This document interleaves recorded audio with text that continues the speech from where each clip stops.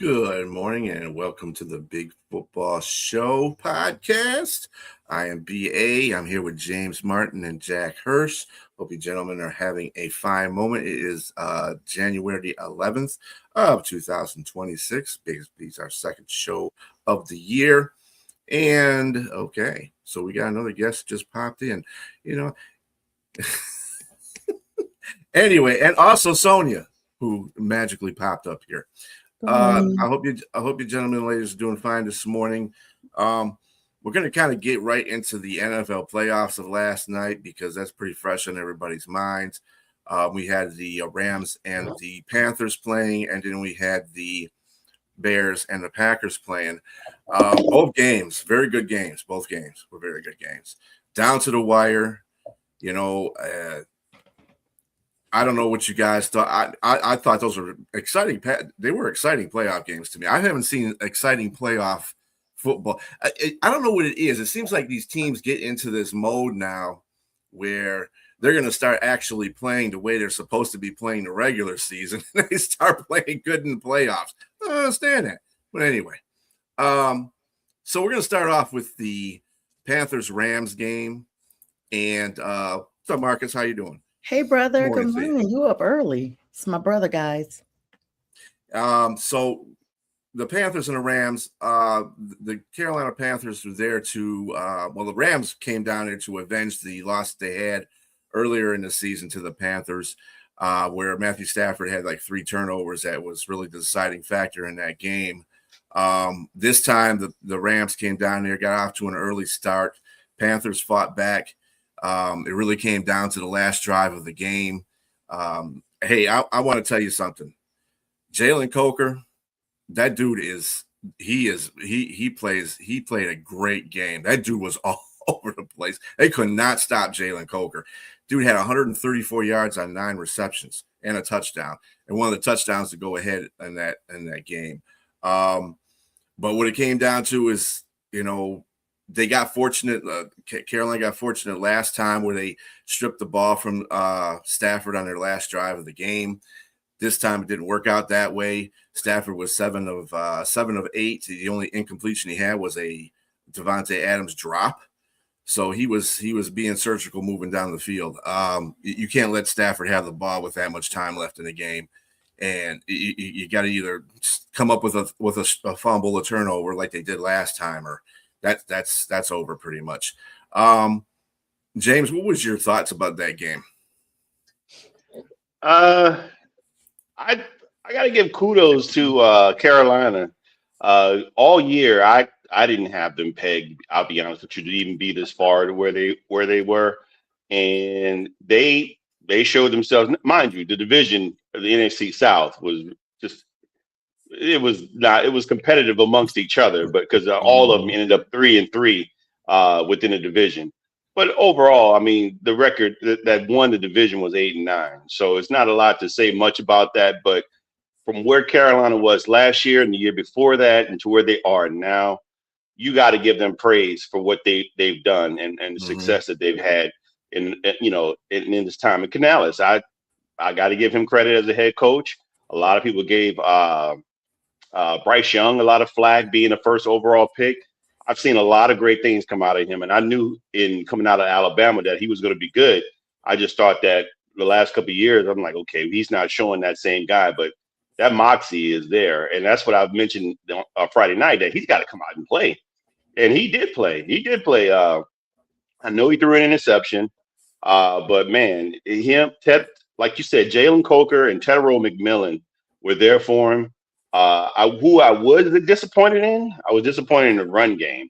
I was disappointed in the run game of Carolina, and I thought that they would give a little bit more, and I thought that would be the deciding factor to win this game again for them. And they came close. That last touchdown, like you said, B, they left too much. You get left a little bit too much time for Matthew Stafford to get out there. And mind you, Matthew Stafford threw that one touchdown to Parkinson, man, in 19-yard touchdown pass. I expected that. But you got 38 seconds left on the clock, and we talked about this. I said, this is what I'm expecting from Bryce Young, to come out and say, I need 3 points, 38 seconds, get down the field. 4 incompletions is unacceptable. I know the last guy dropped the ball. That was Jimmy Horn. But that would have been 7 seconds left. I don't even think they would even got down the field to even get down there. But with that said, again, shout out to Matthew Stafford and their team. They're going to move on. But congratulations to Carolina for having a good season. I mean, to getting to this point, you hadn't been to the playoffs since 10 when? years. 10 years. 2017. 10 years. Yeah. Mm-hmm. Oh no, they're not 10. They got there in 2017. They just didn't. Everybody seems to forget. I remember that year. All 3 teams. There's 3 teams from the NFC South that got into the playoffs in 2017, and that was the Saints, Atlanta, and Carolina. And the Saints played Carolina that year. But with that said, I just think that they could have. They had an opportunity here. They played a great game. There was no 10.5 spread there, and they could have won the game. But hats off to them.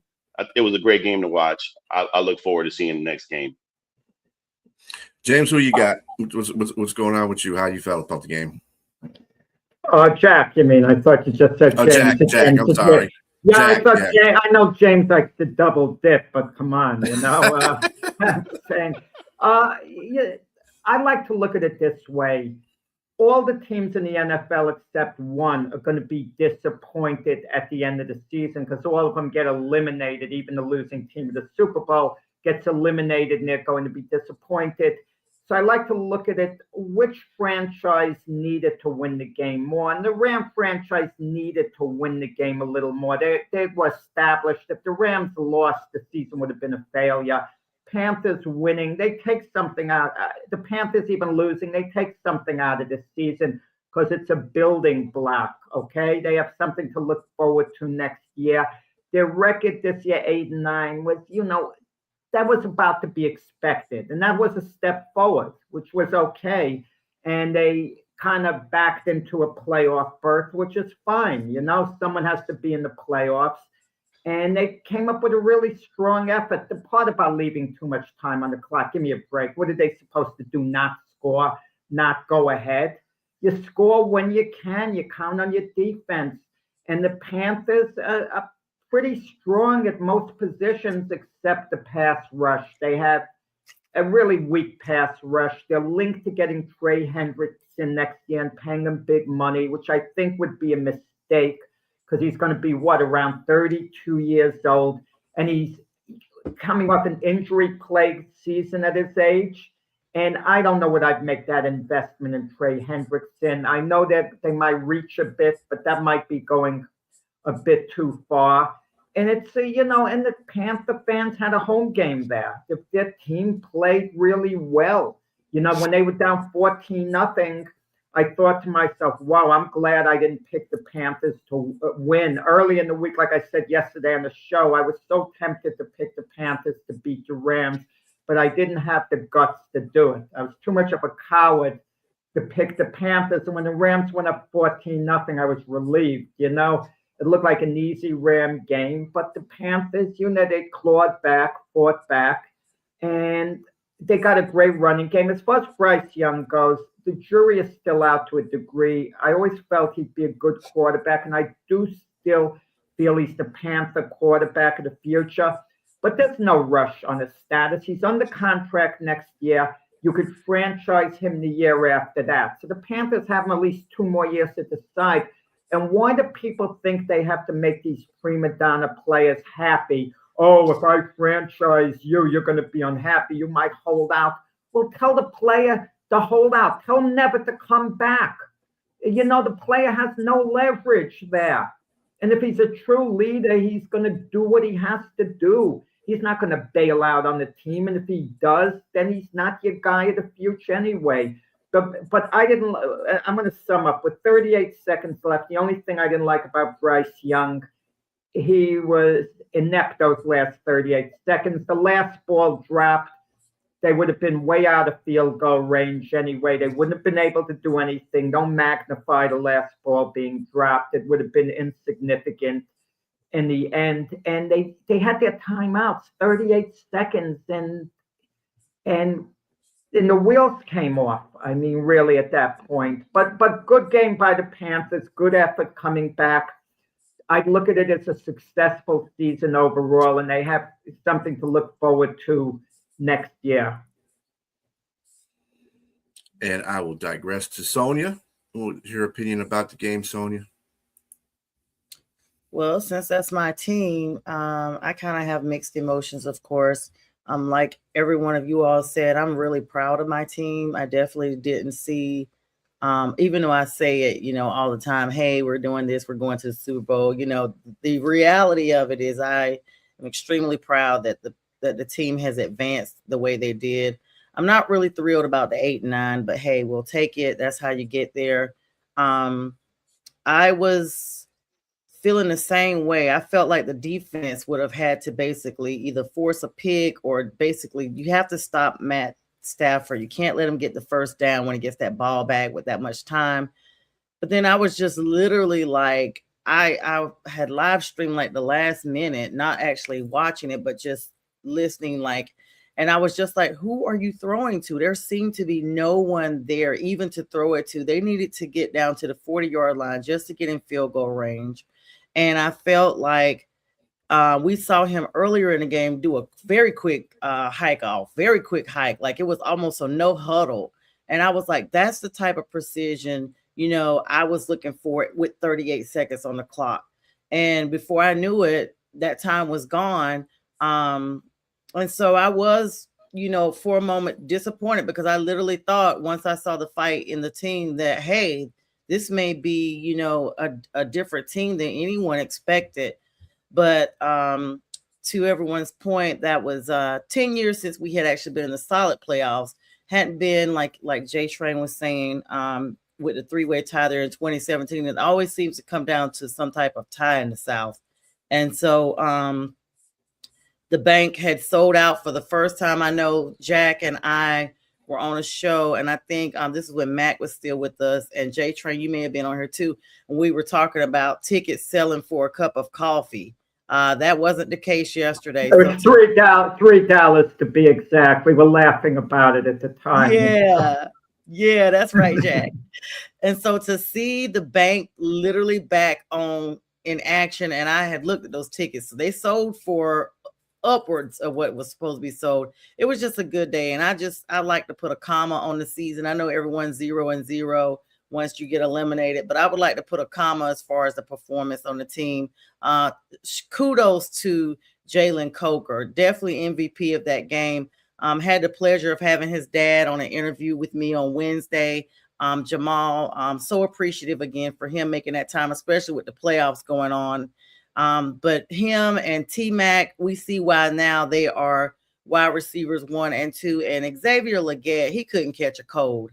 I'm just like, sir, they said he rode in there yesterday on his horse. And I'm like, you need to ride $1 right on up out of there and get 50 cents back. So kudos to the Rams for a quick second. There was a video out that Bo Crouch had put out. I can't wait to see the next team take the Rams and do what they need to do with them. But Chuba Hubbard also was a standout player. We didn't see much of Rico Dowdle. It's almost like the Rams had his number. And so the Panthers had to exercise Hubbard in clutch situations, and they came in. And then Bryce got his own touchdown. So big day, wild finish. I'm overall pleased today, even though I'm still have, that little small amount of disappointment. What can you expect when, you get into the playoffs the way you do? We handled ourselves well. So I'm always going to love my Panthers, and congratulations. You mentioned the running back with the Panthers. They have 2 elite running backs, and can that work splitting the duties between the 2 of them? Because on no other team are they equals. You're not going to have Derrick Henry and someone of his caliber, for example, splitting the duties. So they're going to have to figure that out. The coaching staff in the offseason put more emphasis on one than the other. Or maybe move on from one of them. I don't know. They've been talking about that. And it's at first, there was almost like a competition as to who was going to take that spot. But so far, they're probably going to make a decision during the off season. I don't know. Rico Dowdle's not 100% healthy, Jack. And so you got to look at that. There's been certain times during the games he's had to come out. You know, he's still playing very injured. I don't know if that's a combination of the time of season it was or what have you. So they're going to have to look at a lot of things in the offseason. I do want to plug in middle finger to Vegas for the 10.5 point spread that you gave us. You guys counted us out. And just like even the announcers were saying yesterday, Greg Olsen was even there, and he was having to be as neutral as he could be. I could hear a lot of things he was saying. He was trying not to even say anything positive about the Panthers because he wanted to make sure he wasn't, you know, biased. But who would have thought that that game would have been as close as it would have, unless you really are just one of these people like me, like, nope. And then us three talked Friday, and I was like, nah, it's probably gonna come down to a field goal.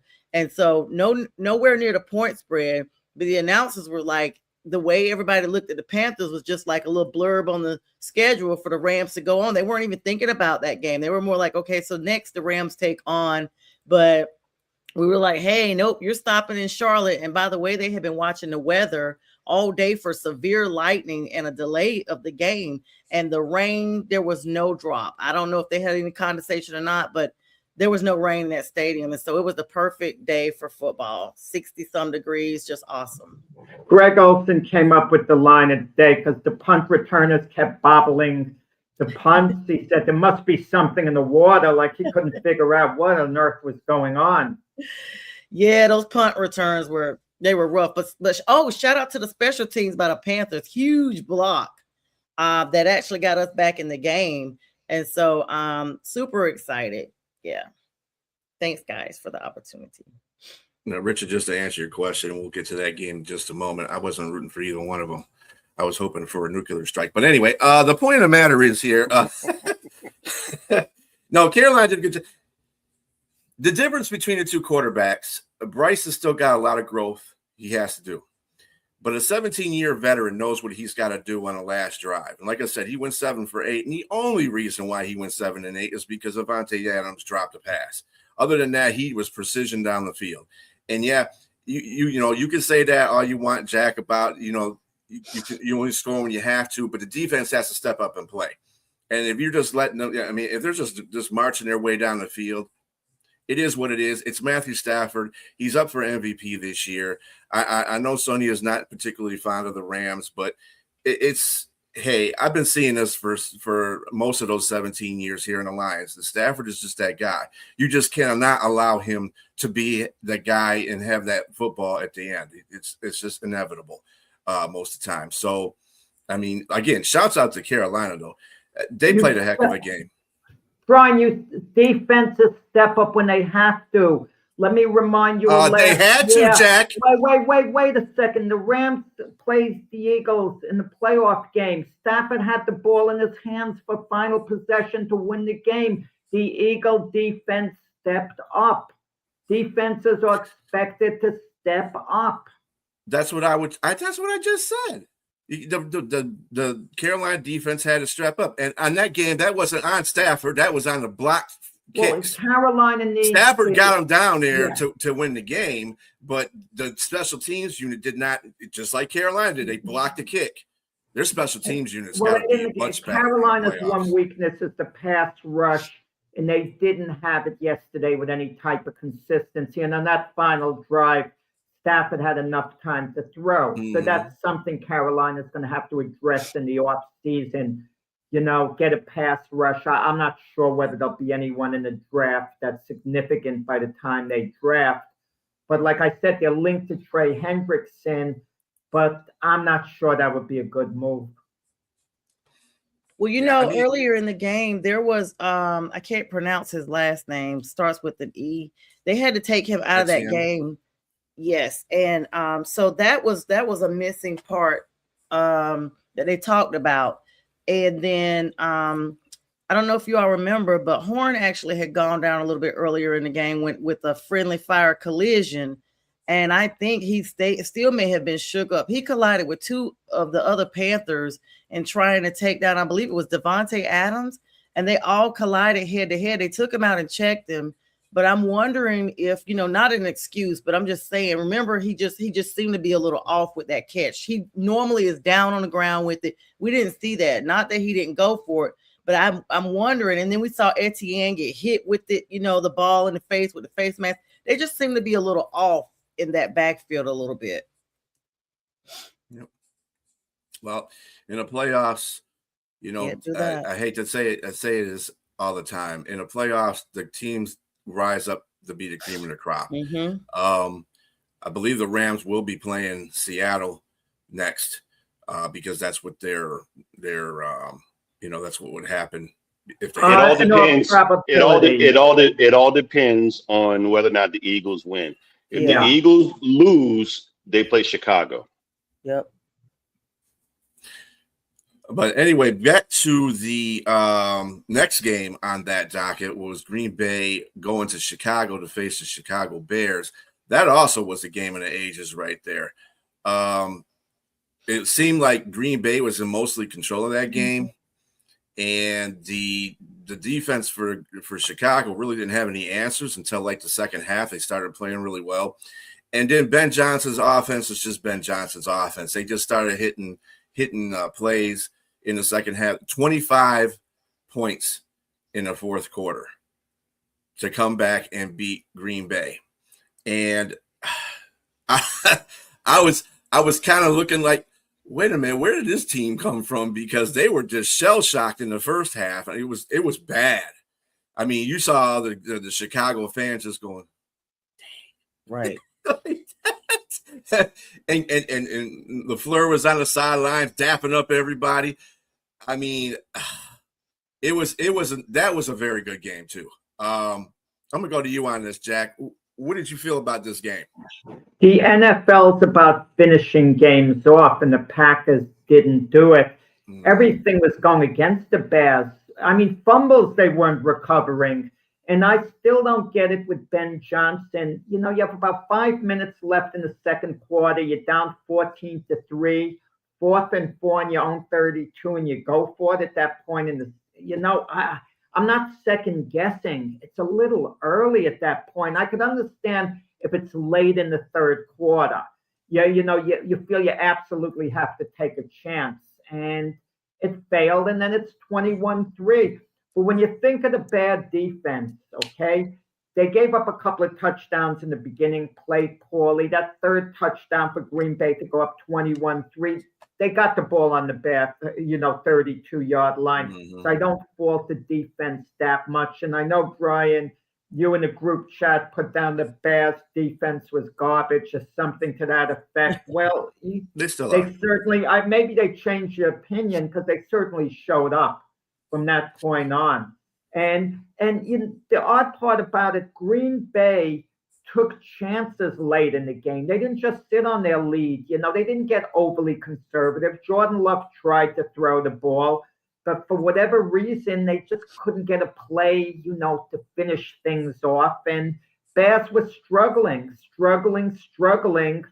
but they hung around, and then they had that spurt. And I can analyze particular plays, particular segments, but I'll just finish off with what I said in the beginning.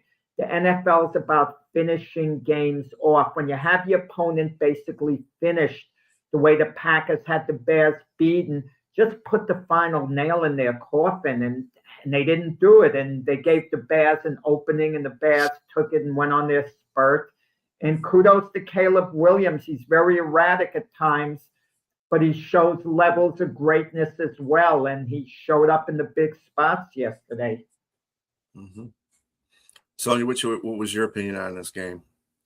So I'm going to be honest, the first quarter I was still grieving, so I just had it turned on 0. I wasn't even watching it, but I did tune in right at the half and watch the rest of the game. I did think that this game was a wrap, but you got to think about Chicago has had 6 comeback wins this season. Like, they have literally started to call them the cardiac bears because Chicago fans are just like, they never know when they are going to be out. Like, it's just so exciting, and to non-Bears fan, like, not exciting for us. But I'm glad they eliminated Green Bay. I'm glad And because I feel like Chicago is one of these teams that has not been there in a while either.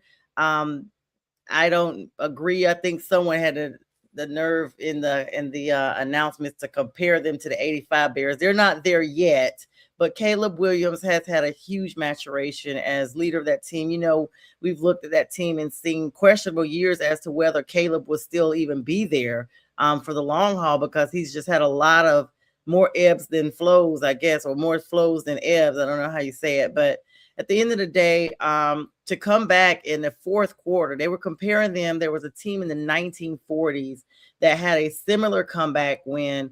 And this was the comparison that was made as far as them being down 21-3 is a huge deficit to come back at halftime. And they just kept, you know, how do you take down an elephant one bite at a time? They literally just kept biting until they came all the way back. Kudos to Ben Johnson. I mean, you had to think that him coming from Detroit and the way he had led Detroit, that success would have to carry on to the team he went to. And we saw it. I mean, it came very quickly. First season there, kudos to him. And I know, B, you probably don't like that with it being especially a division rival, but I think that the Bears are for real. I actually had said that they would be one of the finalists in the NFC battle here. And so here we are seeing it now. I don't know what it's going to take for, you know, everyone to basically take them seriously. I don't know, because, you know, Green Bay hasn't had the most spectacular season themselves, but hopefully seeing this type of rally, you know, it will give a little bit of confidence to Bears fans and to anyone who may be a little bit, you know, skeptical to root for them or, you know, look at them as being valid teams in the playoffs. What you got, James? Everybody here said a lot of great stuff in regards to the game. So there's not much I can really cover, but I mean, by all intents and purposes, if you're someone that's in Jordan Love that throws for 23 yards, 4 TDs, and you're up by 21, the 3 at the half, you should be winning the game. You should be winning the game. I think it's a complete meltdown from Green Bay Packers point of view. There's no way you should be allowing a team to come back like that. Now, mind you, Ben Johnson and Caleb Williams on the other side. I get it. I mean, 4th and 4 in the fourth quarter. And Caleb Williams looks like the USC Heisman Trophy winner, Caleb Williams, throwing that pass to Roma Dunze for 18 yards and to get that first down and keep the drive alive. It's just, you got to stop that. If you're, like Jack said, regarding Carolina, if you're playing defense and you're trying to win a playoff game, it's 4th and 4. You can't allow that to even happen.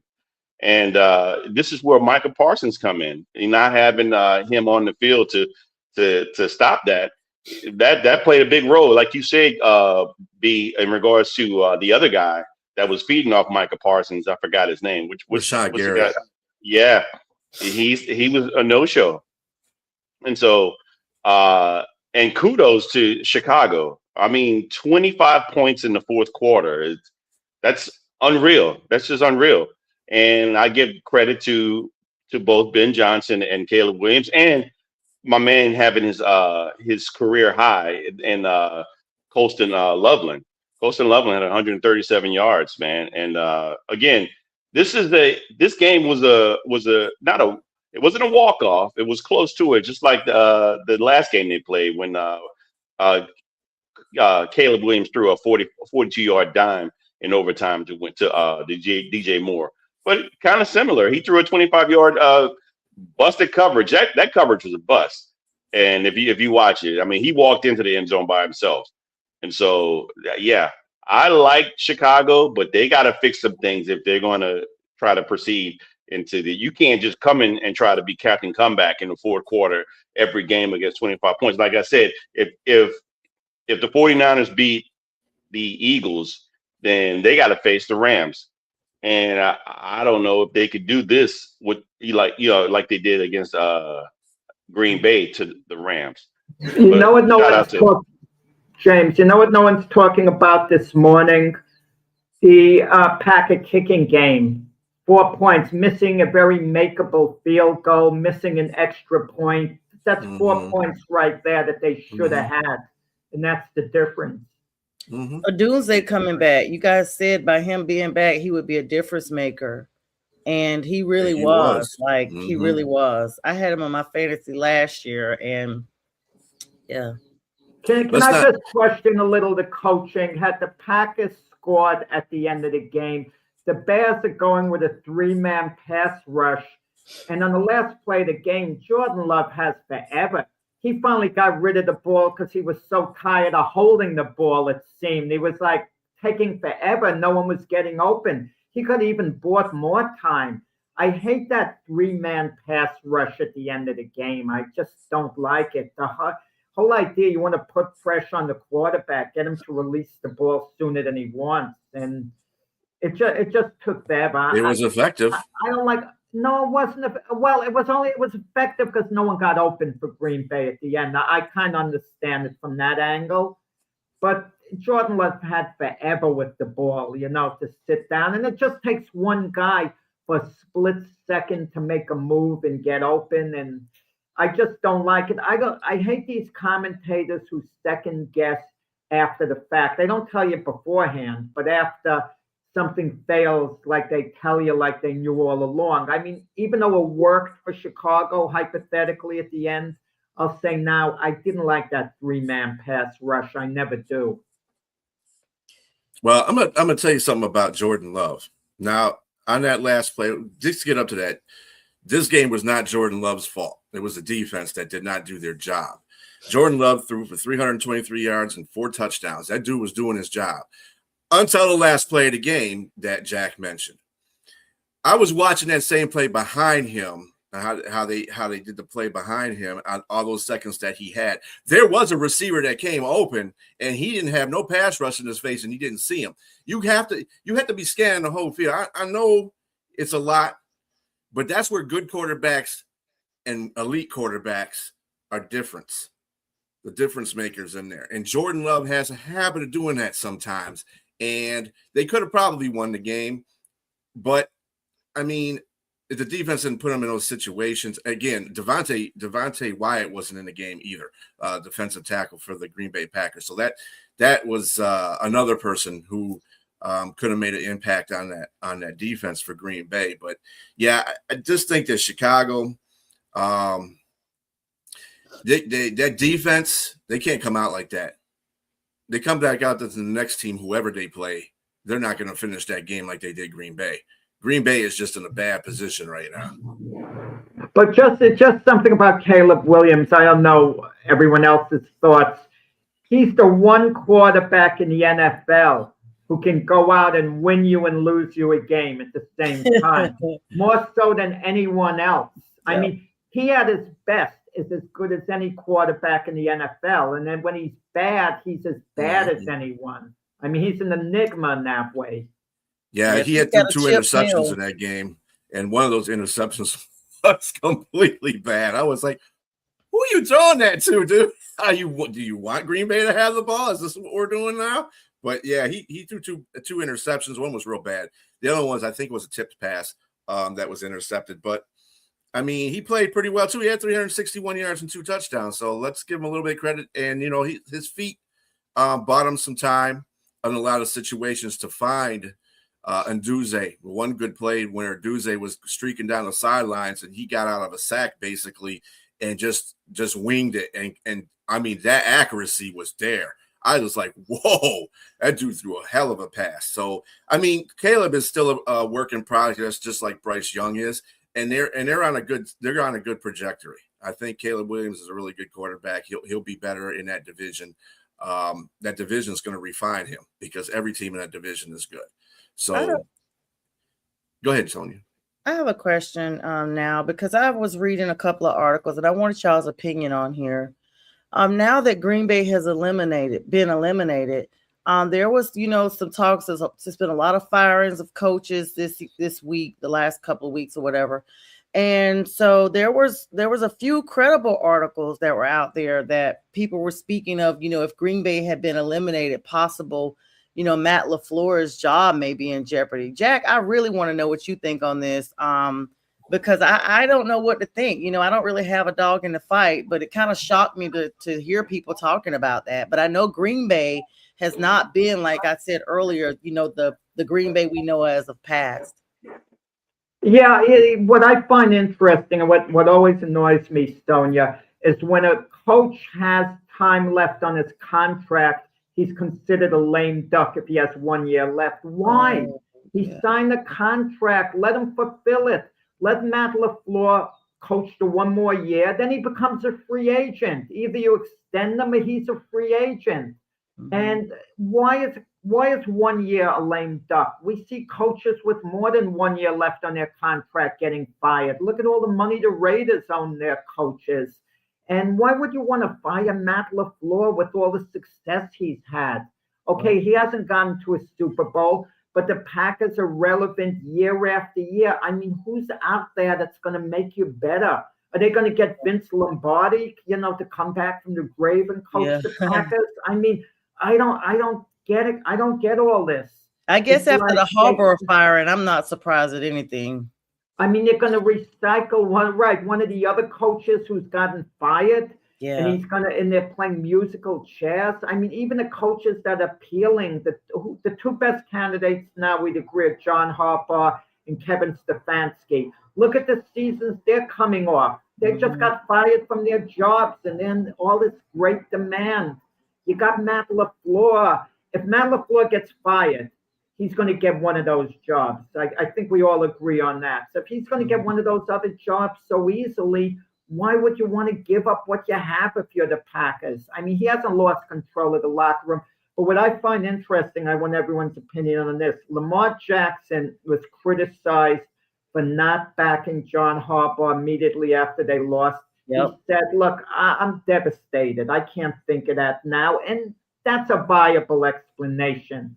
But they asked Jordan Love the same thing, and he had to be every bit as devastated as Lamar Jackson. And he said he absolutely wants, Matt LaFleur back. He's a great coach. He spoke to it immediately after. What's your take on all that? Well, let me just point out there, 8 hours before the Chicago Green Bay game, the Packers did plan on talking to LaFleur and extension talks after the game, or after their season. Not that they knew the season was going to hold then, but those are talks. At least they're open to making an extension to Green Bay. I'm not saying it's going to happen. He might get fired, but I just don't. And like Jack says, I just don't see that happening. Green Bay has a really good rapport as far as the players are concerned with LaFleur, and he knows how to run that team. He's not a bad coach. He gets on my nerves, but he's not a bad coach. And he's kind of like I feel he's kind of like the Sirianni. He's a really good coach that people don't consider him a really good coach because of the things that they do on their teams. But at the same time, and they cry a lot about stuff, something that somebody said about, I think he said about John Harbaugh on the sidelines. But other than that, he's a real good coach. Hell, he's had them competitive in that division with all the turnover that's been going on in that division. He's had them competitive in that division all that time. So, I wouldn't get rid of him, but I'm not management. So, for me, let me say something. Let me add in my 2 cents. Matt LaFleur, if he were to get fired right now, it'd be a lateral move.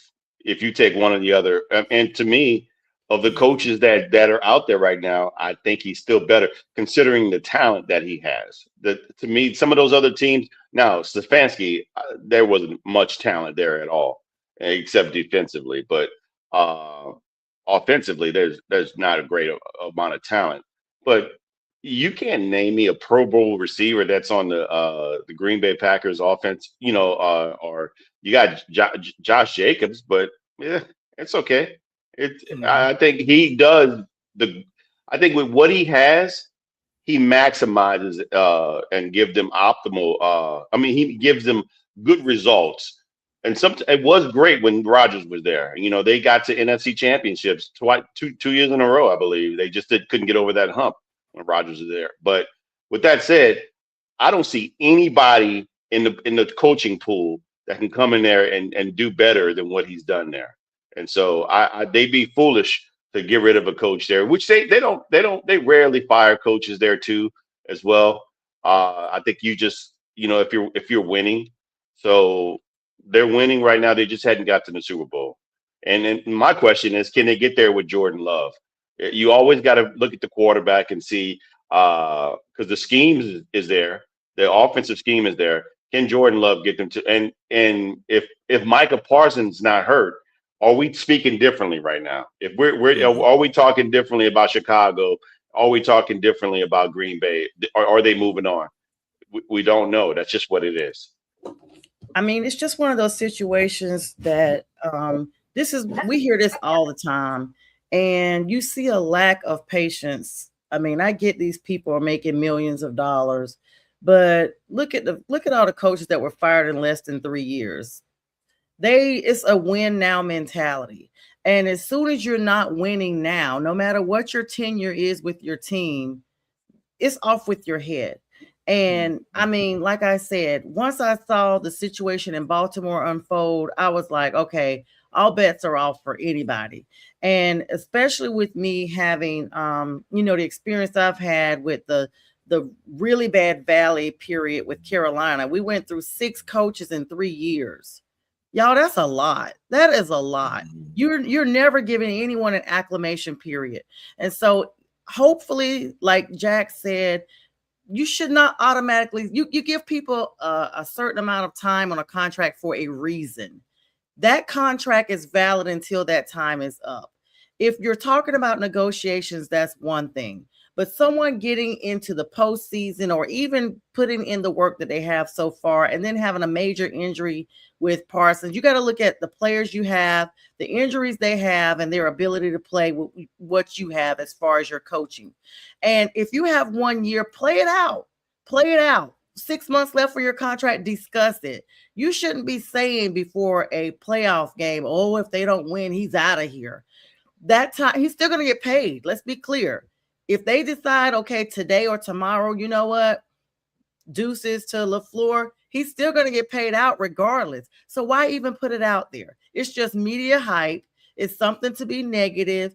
And, hopefully, just that it's just a flick on the wall or whatever. Because like it said, if you're not going to pay somebody 4 years, give them a 3-year contract and then say the 3rd year is negotiable. Make it like a option contract like you do with players. That's how you do that. You don't say all of a sudden, oh, if they don't win this, that, and the third. Hey, Keith, hope you feel better. Yeah.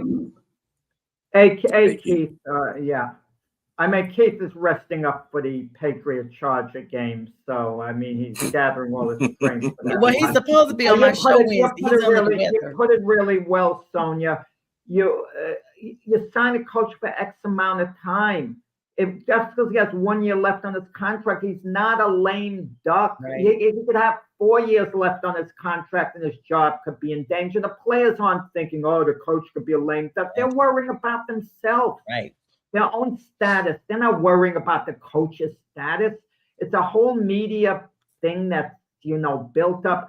I'm going to tell you what's going to happen in a couple of days. If a big if, underline with if the Steelers lose to Houston and they lose decisively at home, we're going to hear about Mike Tomlin as his job in danger. And there hasn't been a more successful coach the last 20, there has been an Andy Reid, but he's been one of the more successful coaches of all time, Mike Tomlin. And why would you want to move on from a Mike Tomlin if he wants to stay on the job and all he does is give you winning seasons? But we're going to hear that. They have Andy Reid. They're starting to push him out the door. Oh, is Andy Reid going to be back? Is he going to coach? Andy Reid never said he didn't want to come back. He never hinted at retiring. Nick Sirianni's job, he's on the hot seat, supposedly. If the Eagles lose, they're not going to lose to the 49ers. The 49ers are emotionally drained. But if they lose in their next playoff game, okay, they keep playing wait a second, the Eagles will be playing the Bears. And if they lose at Chicago, we're going to hear about, Nick Sirianni should go. The fan base is upset. I don't get the logic. This world is crazy. Aaron Glenn might be the most secure coach in the NFL for the Jets. I mean, the world's gone crazy. I mean, come on. He's secure. These other coaches with success aren't. You got to put it into the side. You just said it, media. You know, media is going to make a big deal out of nothing. There's no way Mike Tomlin is going to get fired from Pittsburgh. He's either going to walk away or he's going to retire. Basically, they're not getting rid of him. They've never gotten rid of a coach. I think since '65 they haven't fired a head coach. So no, that's not going to happen. Second of all, as far as Sirianni is concerned, that's another media hype thing. That's the fans. You know what, the fans. Half of them don't know nothing about football anyway. I'm sorry. That's just the way it is. Sirianni is a good coach. He's a get on your nerves type of coach, but he's a good coach. Same thing with Andy Reid. Andy Reid's not going nowhere either. The dude's been in so many Super Bowls, won so many Super Bowls with that team. He could do whatever he wants to do. You know what I'm saying? At this point in his time.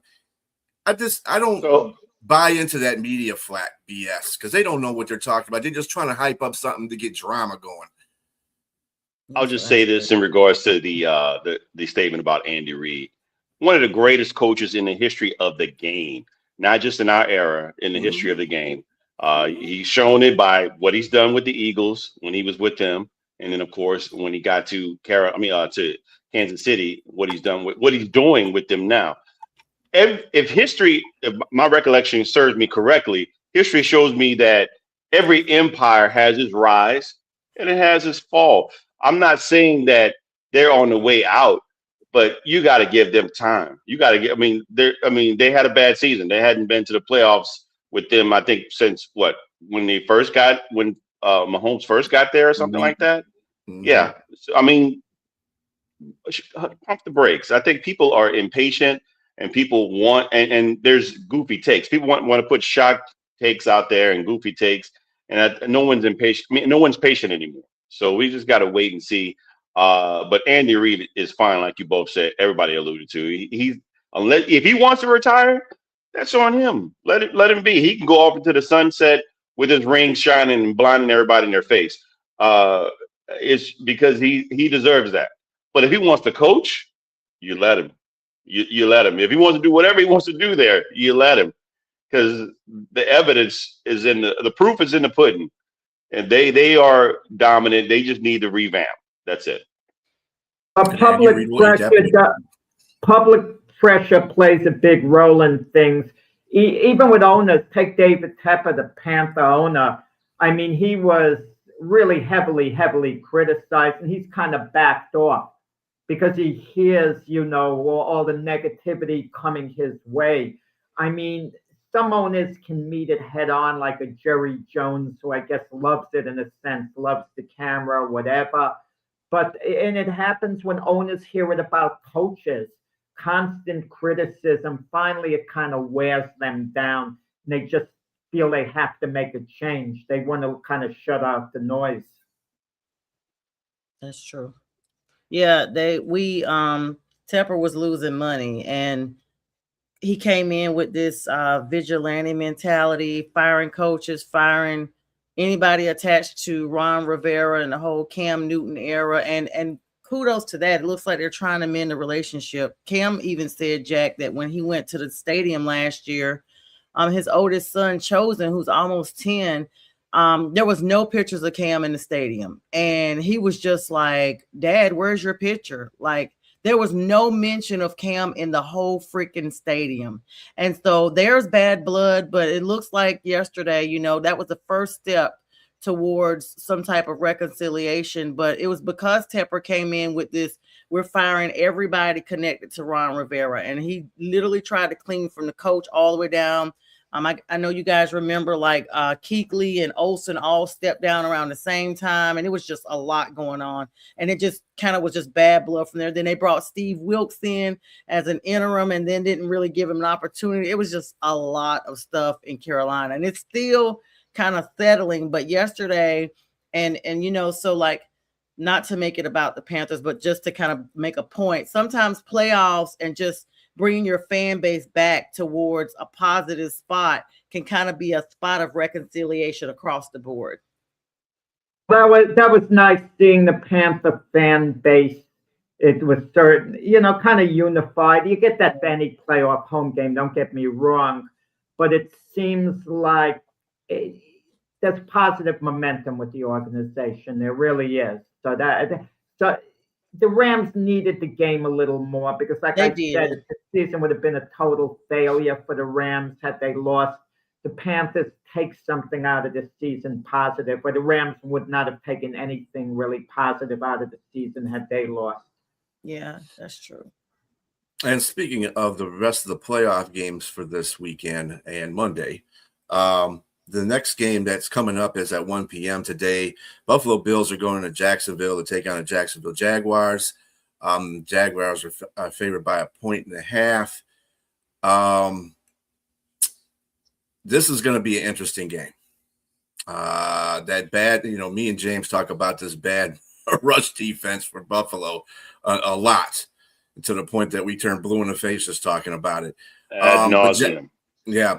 And Jacksonville is second in the league to Chicago in the turnover department. Turns you over a lot as well.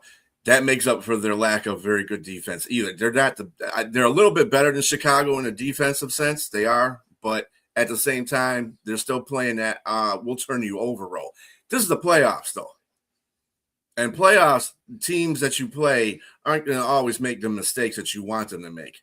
And it's not going to happen that way. So, I kind of got a mixed feeling about this because I really don't. I'm not a person that believes in the Jaguars if they beat Buffalo. I don't even know if I believe in them if they beat Buffalo. I just don't know. But anyway, what do you have on this, James? Who do you think is going to be the victor in this game? Or I mentioned Friday the Jaguars, and I'm not veering from that. I just think that they're at home, and I think that. This is the third 4,000-yard season of Trevor Lawrence, believe it or not. He's career high in touchdown passes, 29. And I think Liam Cohen has a lot to do with that. Yes. Not only that, I think the addition of Jacoby Myers as well. I don't know if he's going to be playing this game or not. Is he? I think he should be. Yeah. I think he should be playing. He's playing. And if Brian Thomas Jr. can step up and be a good number 2 like he's been at LSU. I mean, I know he had an outstanding rookie season, but this year he sort of fell off with a lot of drops. Don't drop the ball. And Travis Etienne, the Buffalo has given up 150 yards 7 times this season. He's got an opportunity to eat here. And I think they control. My biggest thing here, though, is the last game I saw Josh Allen in, and it was a game where they were trying to win the game. Josh Allen looked like one of his wheels was bum, his foot. And I'm not sure if that's something that we should be mindful to watch out for, because Josh Allen's game is predicated on him being able to run the ball as well. And he can do that. And I mean, he can light you up. He's got a big, powerful, strong arm, but he's not the all-time touchdown run quarterback of all time for nothing. So, I mean, that's a big factor for their game. And James Cook is also a big part of that game as well. I just think, again, we're speaking on defensively from a standpoint with Buffalo and whether or not they can stop the run and how good it is Trevor Lawrence. Will he fizzle out? I don't think so. I don't think he's going to fizzle out.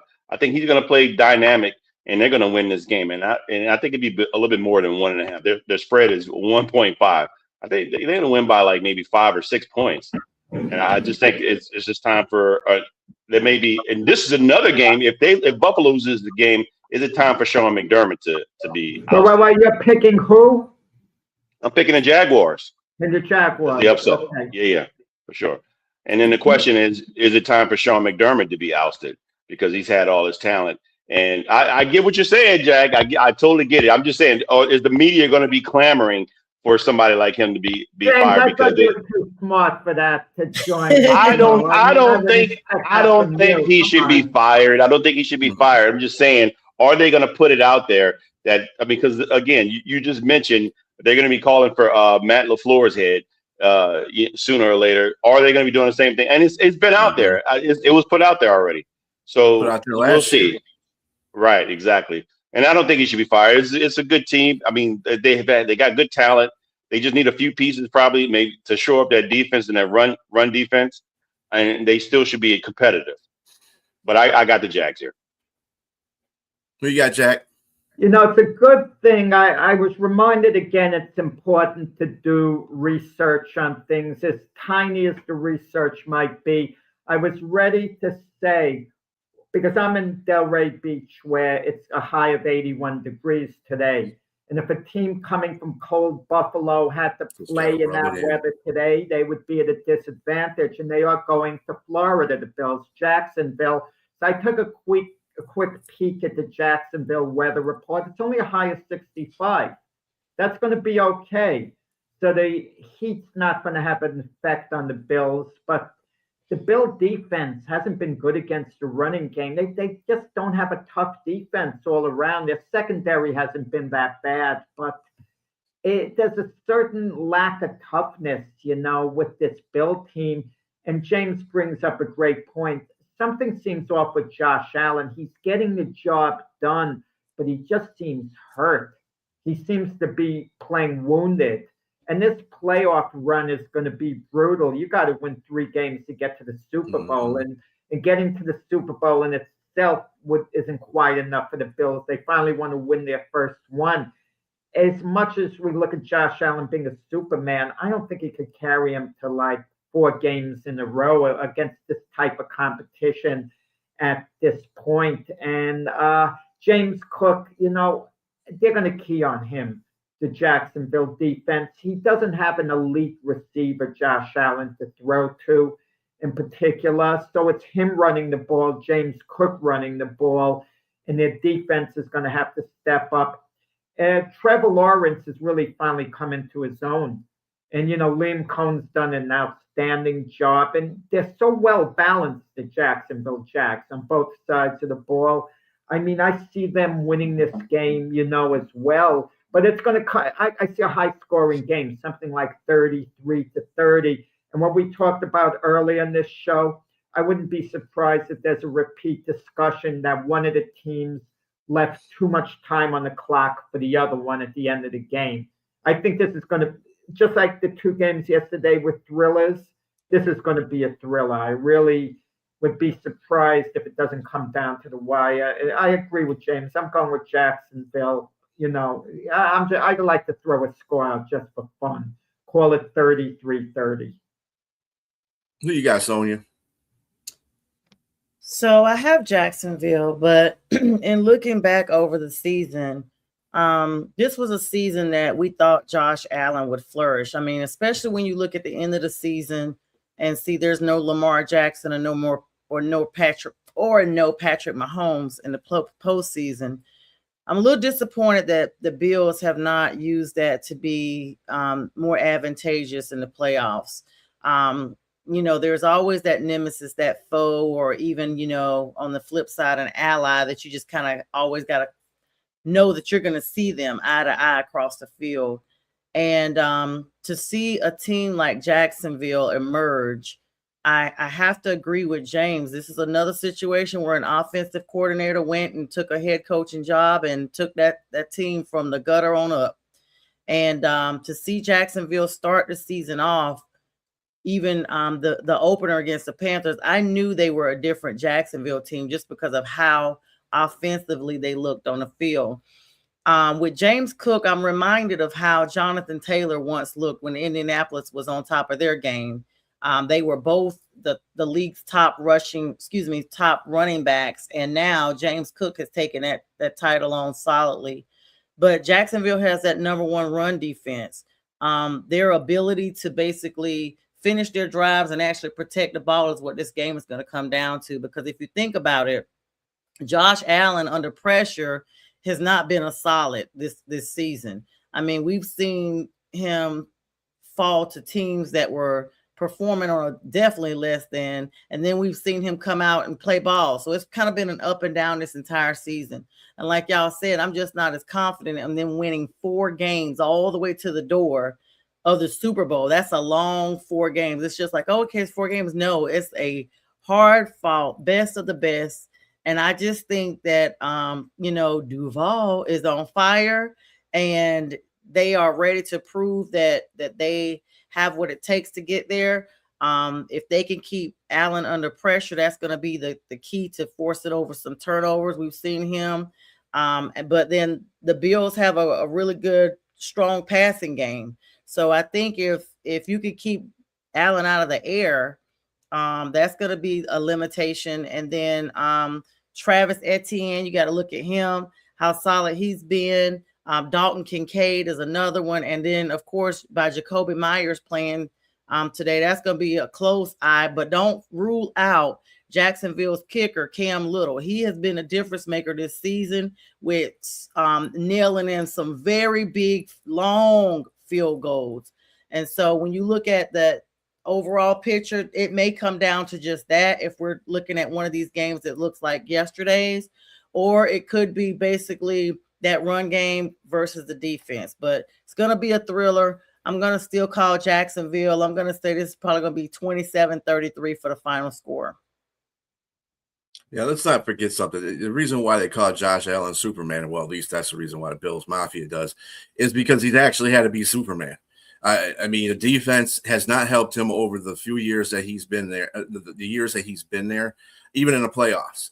I don't give any of the credit that to their self-destruction in the playoffs to Josh Allen. He's been there. He's been getting the job done. His defense gives up on him. That's the problem.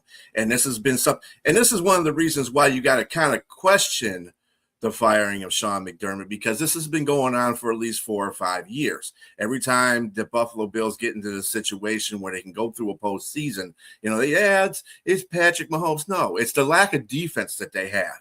In every game that they've lost, basically, in the playoffs when it mattered, defense was a part of the problem. And this is something that Sean McDermott has to fix, or else Buffalo's never going to see a Super Bowl with Josh Allen in there. And Josh Allen's doing everything he can. Now, let me put this to perspective. The Jacksonville is a passing team, and they go to their run. Their run sets up the pass sometimes, and sometimes it's the other way around. But Buffalo does have a good pass defense. They're top 10 in pass defense. So I see it coming down to the run game. It's all how Buffalo handles that run game. If they can handle the run game, then I mean it'll be a better game for Buffalo to win. Jacksonville, again, I told you their turnovers, they're second in the league for turnovers. As long as Josh Allen doesn't turn over the ball, or anybody for that matter on Buffalo, they should be fine there. Since their defense is not as good, better than Chicago's, that's for sure, but they're not as good as people are making them out to be. Joey Sunshine, that's what I call him. He's flourishing under the Liam Cohen system. I'll give him that. But he still does, if you watch games with him, he still does regress to certain plays. He kind of reminds me of Caleb Williams in his course of being a quarterback. He'll do all kinds of stuff really well. And then all of a sudden he'll make a pass. It's like, dude, I mean, a wild, weird pass or some kind of decision that'd be just like, dude, you've been doing this the whole game. Now you want to go dumb? But I don't know. If I can believe in Jacksonville, they got to do a lot to impress me. I am picking Buffalo in this game. Probably by that point, it'll probably be over, actually. And to Sonia's point about Cam Little, dude set the NFL mark for a field goal, longest field goal, 68. And he kicked a 67-yarder not too long ago either. So, I mean, the dude is, these kickers are starting to eat their Wheaties or something. I don't know what's going on, but they're just kicking the ball out of the stadium. So that's another weapon that Jacksonville has. You can never pin them back. You got to make sure that you're like 80 yards from the end zone because, these kickers are just booming them. But yeah, I got Buffalo. Our next game on the docket is San Francisco going to. Yep. Excuse me, go I'm church. noting. I've got to run. Okay. Thanks so much for having me on, guys. Got to head over to church. And you can be proud of your season with your Panthers, okay? All Panther fans can be proud of their team. But the division's going to be tougher next year because James' Saints are moving in the right direction. Good. Tampa Bay is going to be in the mix one way or the other. And the Atlanta Falcons will probably self-destruct, but they're going to enter the season as favorites. Yeah, Tampa Bay cleaned house, so it's all on Todd Bowles next season. And thank you for that, Jack, because the Saints are the team I'm looking for next season to be very competitive against.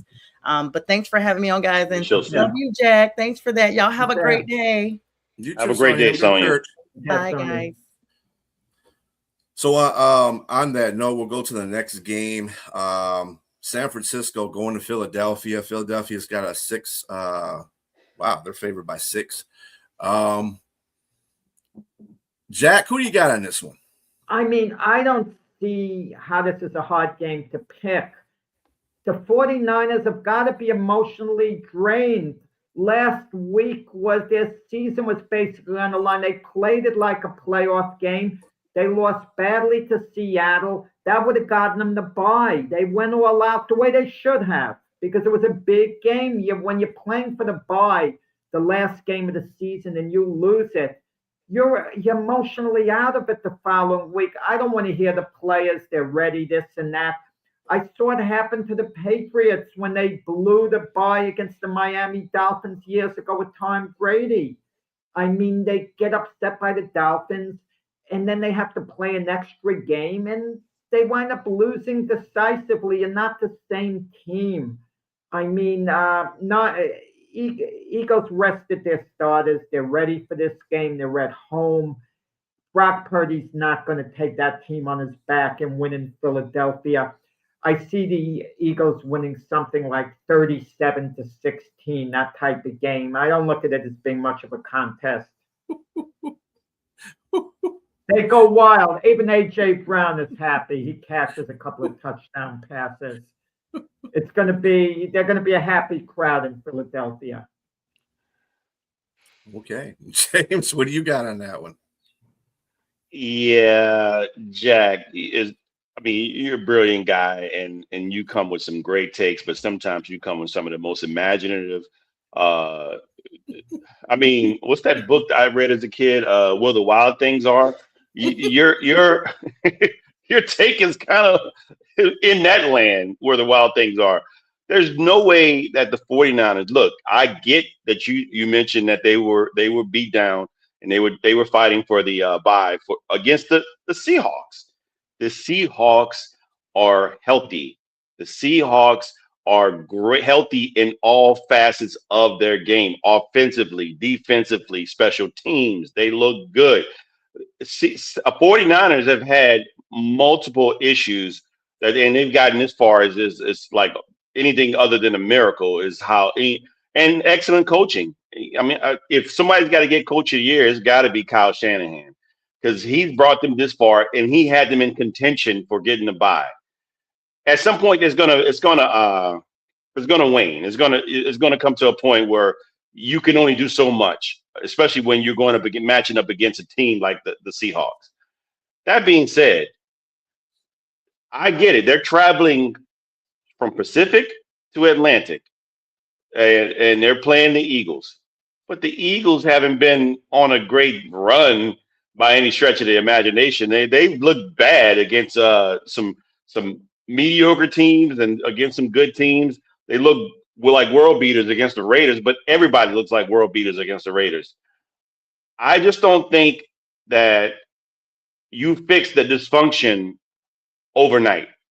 And there's dysfunction in the house of the Eagles. And I think the coaching, I like Sirianni, but I really like Kyle Shanahan. I really like Robert Saleh. I think they're going to go there and upset the Eagles. I think the Eagles are going to go home. I think, yes, they didn't rest their players, but they're going to be upset and they're going to be mad that they got a beat down the way they took, and they're going to come up there and take it out on the Eagles. I like the 49ers to upset the Eagles at home. Talk about fantasy land. Let me just say the mindset of the Philadelphia Eagles fans coming to their stadium today. It's not going to be on beating the 49ers. They complain about everything, Eagles fans. I wish Pax were here to hear this. They complain about everything. You know what they're going to be talking about before the game? Well, we shouldn't have rested our starters against the Commanders because now we have to go to Chicago next week to play the Bears. We could have had the game at home. So they're going to criticize Sirianni about that. I mean, the Eagles can look.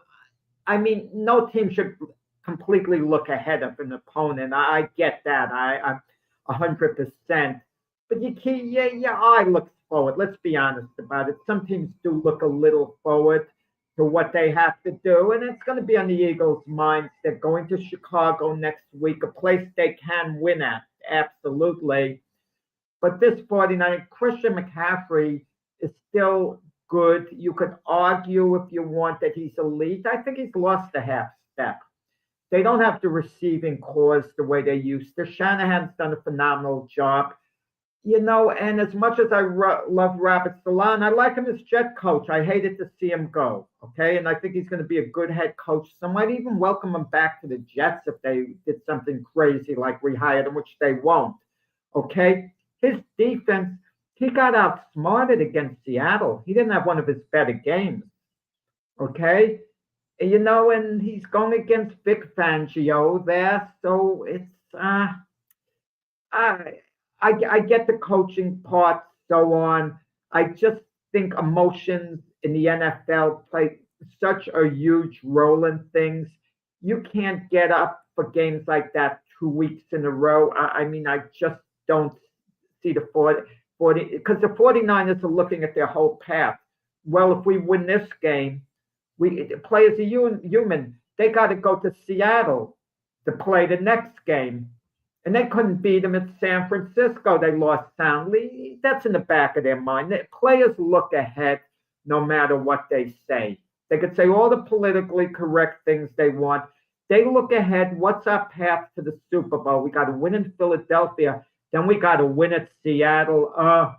And then we got one more game after that.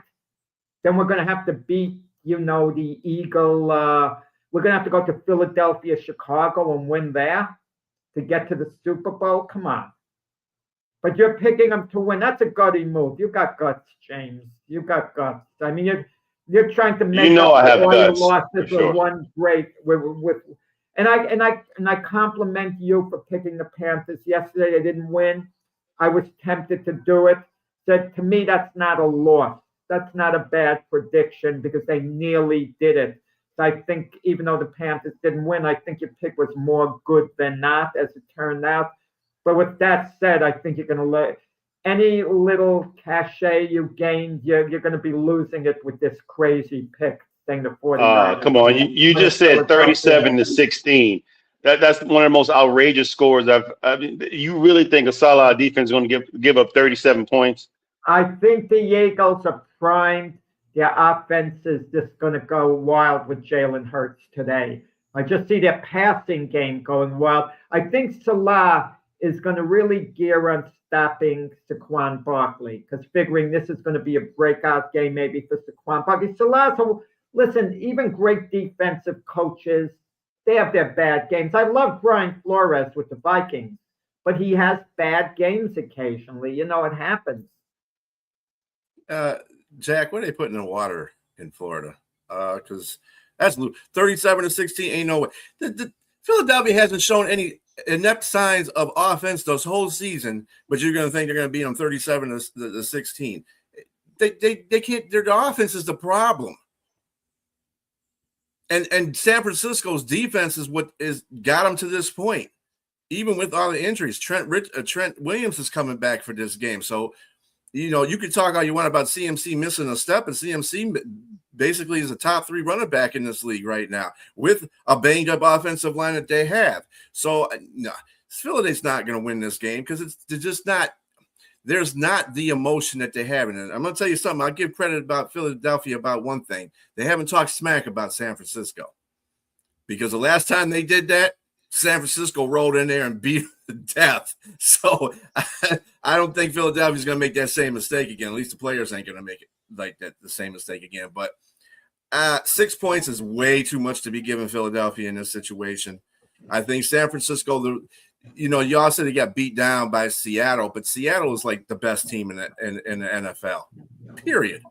And they got a great defense, and it's, they only lost by 10 points. They didn't lost like they lost 35-10 or something like that. They only lost by 10 points. That was deceiving. That score was deceiving. Seattle was in full control of that game. Yeah.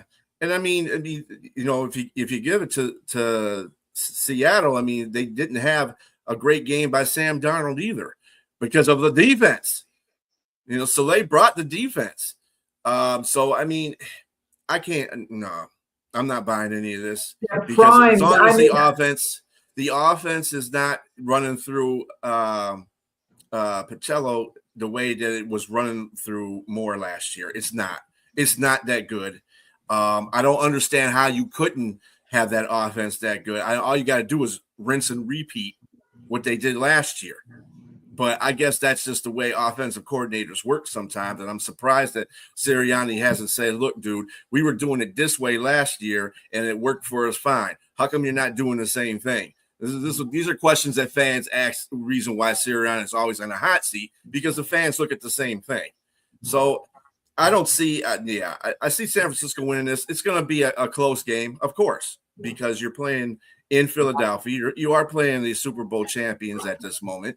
So, I mean, it's going to be a good game. They're going to be playing for pride, obviously. Philadelphia is not going to want to bow out, obviously. They want to go back to the Super Bowl, especially with the teams in the AFC not looking, extremely competitive as far as what they used to look like last year. You don't have Patrick Mahomes. You don't have Lamar Jackson.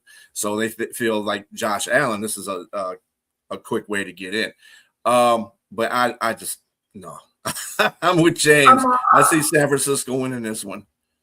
Okay, let's. I'm not going to compare Jalen Hurts to other quarterbacks, but we all agree he's a pretty good quarterback on balance. Yeah. Do we agree on that? He's a good quarterback. Let's. I agree. He's a good quarterback. I mean, you can't say he's not. Come on, Brian, get off it. You got a lot of hate this morning. I think it's because of the bad packaging.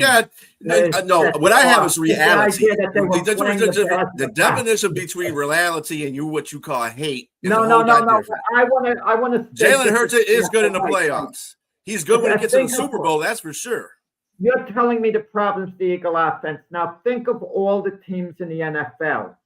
At most, for the most part, I think if they have two weapons on offense, that's considered good. We're talking about the Bills a moment ago. They have one weapon, James Cook. That's it.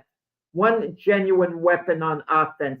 The Eagles have more weapons than anyone. 4 weapons. Saquon Barkley, Goddard, A.J. Brown, Devontae Smith.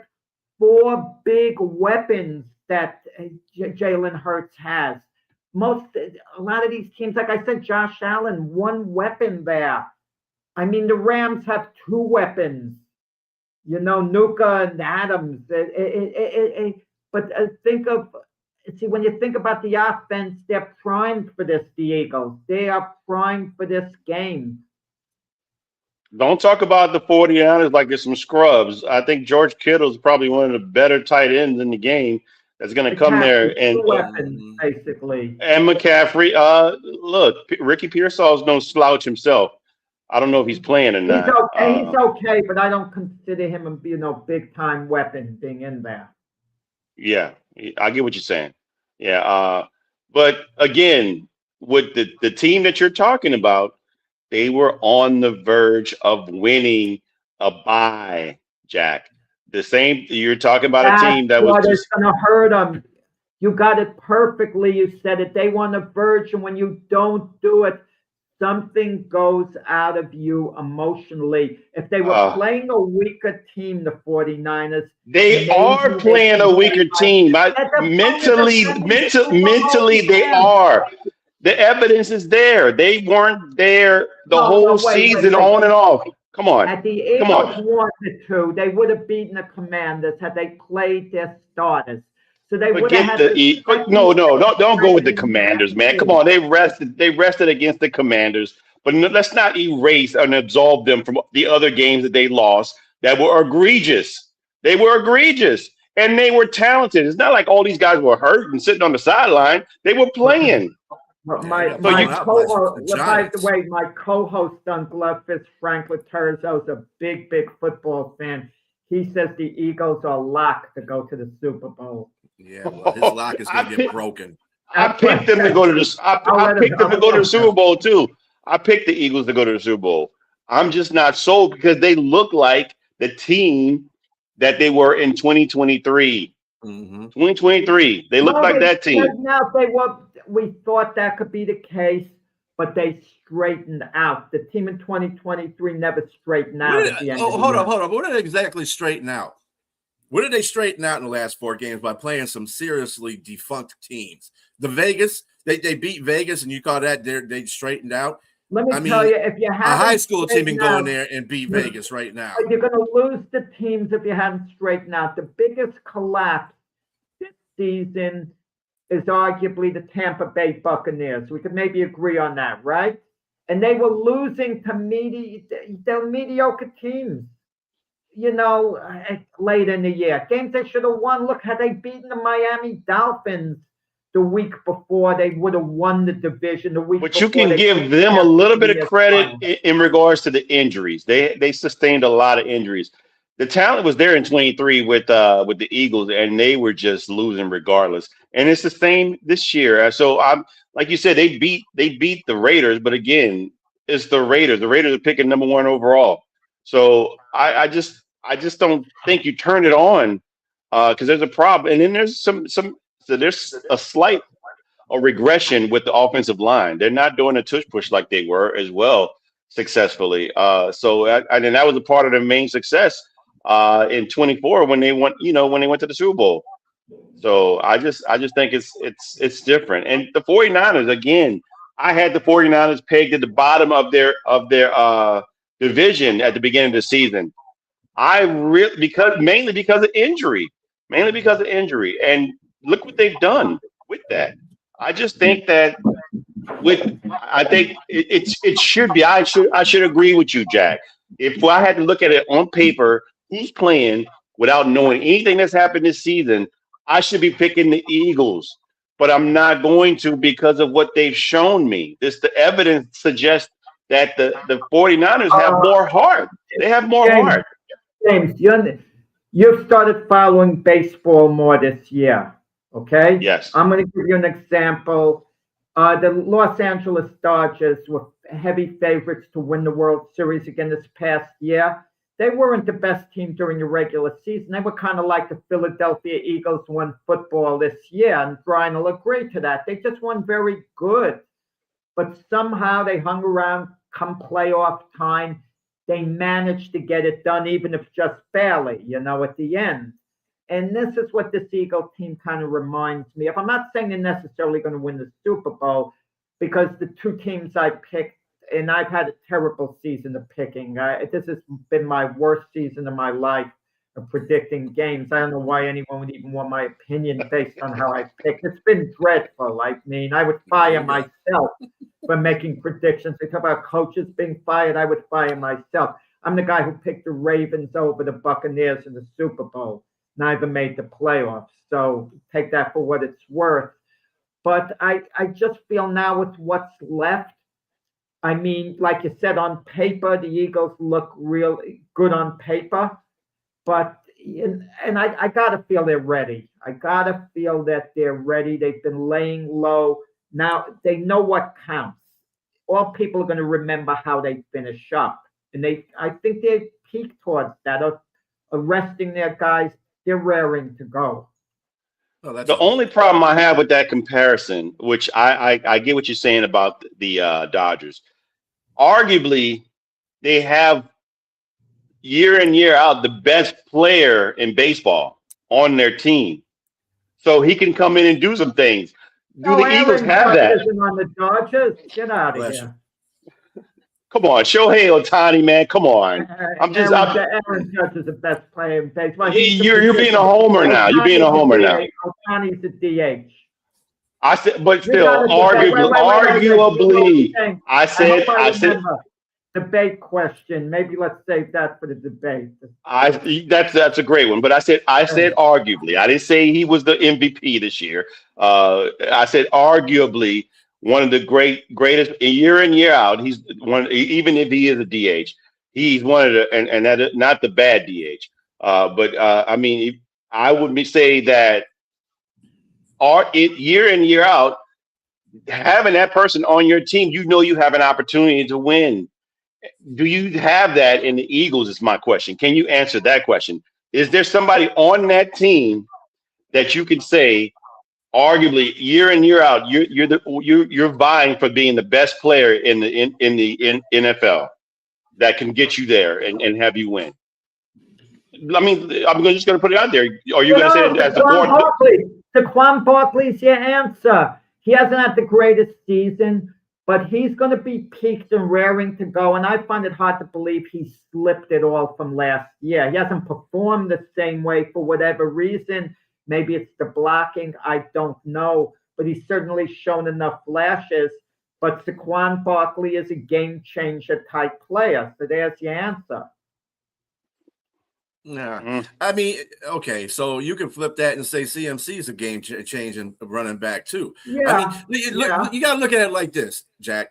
San Francisco is in a division that 3 of their top 4 teams are dominant right now, and all 3 of them are in the playoffs. Philadelphia is in a division that gets by, and then they got creamed by New York Giants. I mean, beat down by the Giants, and there wasn't talking about no injuries in that certain game.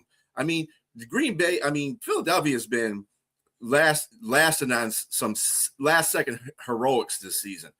And you know that most of the time that does not transition into playoffs, because if you're winning by 3 or 7 points at the end of the game, I mean, yeah, it's winning. But in the playoffs, everything goes out the window in the playoffs. And San Francisco's had a lot of injuries, and they still are 12-5. Philadelphia has 1 injury, and it's like their team kind of falls apart a little bit. I mean, the offensive line is not as good as it was last year. The offensive play calling is definitely nowhere where it was last year.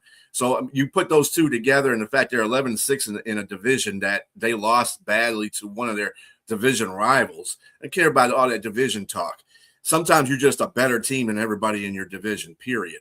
You know what I'm saying? So Philadelphia should have showed me that. And they didn't show me that. So I cannot with all my heart say that Philadelphia is going to win this game. San Francisco is going to win this game. San Francisco's got too much to lose than Philadelphia. Why are you putting that on there? But anyway. Jack, let me say this. Jack, if the Philadelphia Eagles win Monday morning, I'll be listening to the show where you can run me and Brian through the ringer. I'll be listening for it. If the Eagles win by a field goal, I'll consider you to be more correct. You and Brian to be more correct than I was. How's that? The Eagles just squeak by. How's that? So you're believing in moral victories? They're going to win this. They'll win decisively, Philadelphia. This one, when all is said and done, Niners might hang tough, for a quarter and a half or whatever, but when all is said and done, it'll be a resounding Eagle victory. Hey, speaking of that, Jack, how many points was Chicago supposed to win by Green Bay yesterday? They won by 10, but they won the game. What did they win by 4? So, come on. It was a little deceiving. I said they won by 10. I wasn't going to blow them out. Yeah. Anyway. we got a couple other games to get to, and then the coaching carousel. Yeah. You got the Chargers and going to the New England Patriots. Patriots are favored by 3.5. Keith, get better out there. We miss you, man. But this is his team. Who do you got there, James? Chargers or the Patriots? I went through the schedule, and I looked at the Patriots schedule, and I saw that they played some really good games. Their record is a reflection of how to me, it's a reflection of the coaching. It's a reflection of the coaching, the talent at quarterback, and the addition of the rookie running back who's up for rookie of the year, and Travion Henderson. And they have a decent defense. But the teams above 500, the games that they won against them, they barely won those games. And so now we're in the playoffs. To me, the deciding factor in this game of going against the Chargers is going to be the experience of both coaches. It's going to be experience of both coaches. Vrabel versus Jim Harbaugh. To me, Jim Harbaugh is head and shoulders above Vrabel in regards to the coaching factor. I think him and his defense is going to play the game like a playoff team's supposed to play. They're going to keep that run game in check. And I like Stephon Diggs. I like Keyshawn Boutte. And I like who else they have on the receiving core. I'm not sure. I forgot. And I like Ramondre Stevenson and Travion Henderson. And of course, I love the quarterback and what he's done in his second year. And, MVP candidate in Drake May. But I just think the lack of experience in most of them, in the majority, is going to show up. Is going against a seasoned coach and a pretty stout defense with Khalil Mack showing back up and company. Those and there's no Bosa there. Forgive me. I just think they're going to hold them in check and they're going to squeak by and they're looking. Justin Herbert has been to 2 playoff games. He's 0-2. This will be number 3. I think he's going to be 1-2 in his playoff games. I think he's going to win this game in a very close one, and this is going to be an upset. Even though they're traveling again, another team traveling from the Pacific to the East Coast. I don't think it's an issue there. It might be cold there for sure, but I think that and I think Omari and Hampton is supposed to be playing as well. If they can run the ball, they'll do well against this team as well. But I like them by 3, Jack. I like an upset here. I like the Chargers winning this game. Well, you're entitled to your opinion, but to say Harbaugh is head and shoulders above Grable, that's a bit extreme. I mean, I might even give the coaching edge to Grable. I mean, they're pretty Explain to me why. Explain to me why. Grable has pedigree. He had a degree of success there at New England. And I know Harbaugh took the 49ers to a Super Bowl, but he did struggle at Michigan for a while before winning the national championship. There was you said it before winning the national championship. Right. Listen, they're both really good coaches, but look at what they've done this year. I could tell you that Grable is a coach of the year candidate and Harbaugh isn't this year. Okay. And Harbaugh had a better team going into this year than Grable did. Yet Grable got more out of his team this year, actually, than Harbaugh did. Harbaugh did all right. I understand there were injuries, especially his offensive linemen, It's not just Joe. That whole offensive line was decimated. Yeah, but they played like it at times. I mean, New England has had I don't want to argue the point. They're both outstanding coaches. I don't think the coaching is going to make a difference in this game. We could debate who's better. Otherwise, they're both top of the line, okay? And New England to lose this game, Herbert seems to be hurting a little bit.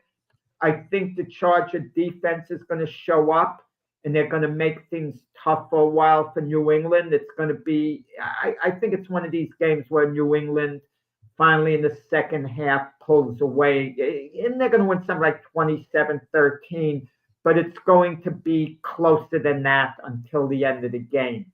I think tough game for New England, but the way they're playing, I don't see them slipping up in this playoff game. They're completely focused here.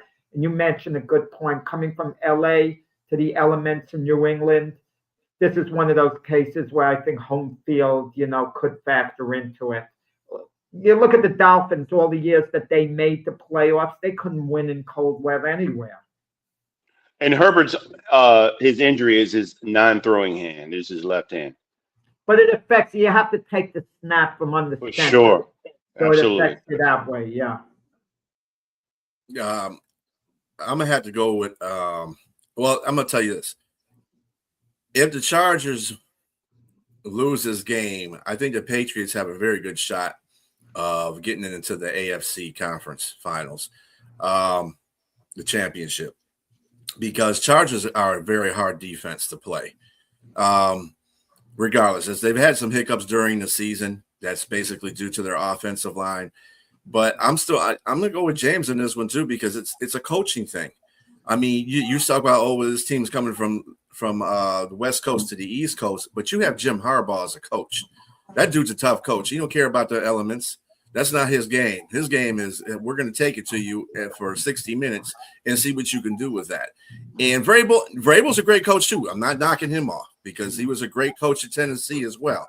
But I just think that because of the things that Harbaugh has seen in pro football, when he took San Francisco to the Super Bowl, in college when he took the Wolverines to the championship, he's got his second team in the NFL. They're being successful. They're more successful than they were last year. Got to give them that, without an offensive line and a rookie running back. You know, and they got a solid set of receivers too, but their defense is what they're hanging their hats on right now. And I'm gonna tell you something, that defense is no joke. So I mean, I think I'm gonna pick the Chargers in this one too, by 3. Sorry, Keith. I gotta see. Like I said, I'll believe in New England if they beat the Chargers. I will definitely believe in New England if they beat the Chargers. I definitely will. Because they've had a light schedule. You want to know something, Brian? You keep saying all these teams, they have to keep doing things for you to believe in them. The Eagles win the Super Bowl and you still don't believe in them. I mean, come on. That was last year. You're very bitter about this the year. Detroit Lions not making the playoffs. I mean, I didn't know we had that side of you, Brian. You're really bitter about the Lions. The Lions should have been in the playoffs this year. I got it just over didn't the happen. Jets season. I accept that the Jets are awful. You could say it to my face, but come on, yeah. Well, that's the Jets. We're talking about entirely different teams, man. Well, we inherited your defensive coordinator from the Lions. That's all right. He'll be good next year. So, I mean, He'll be good next year, and then you can start complaining about something else the Jets are doing wrong. Anyway. Okay.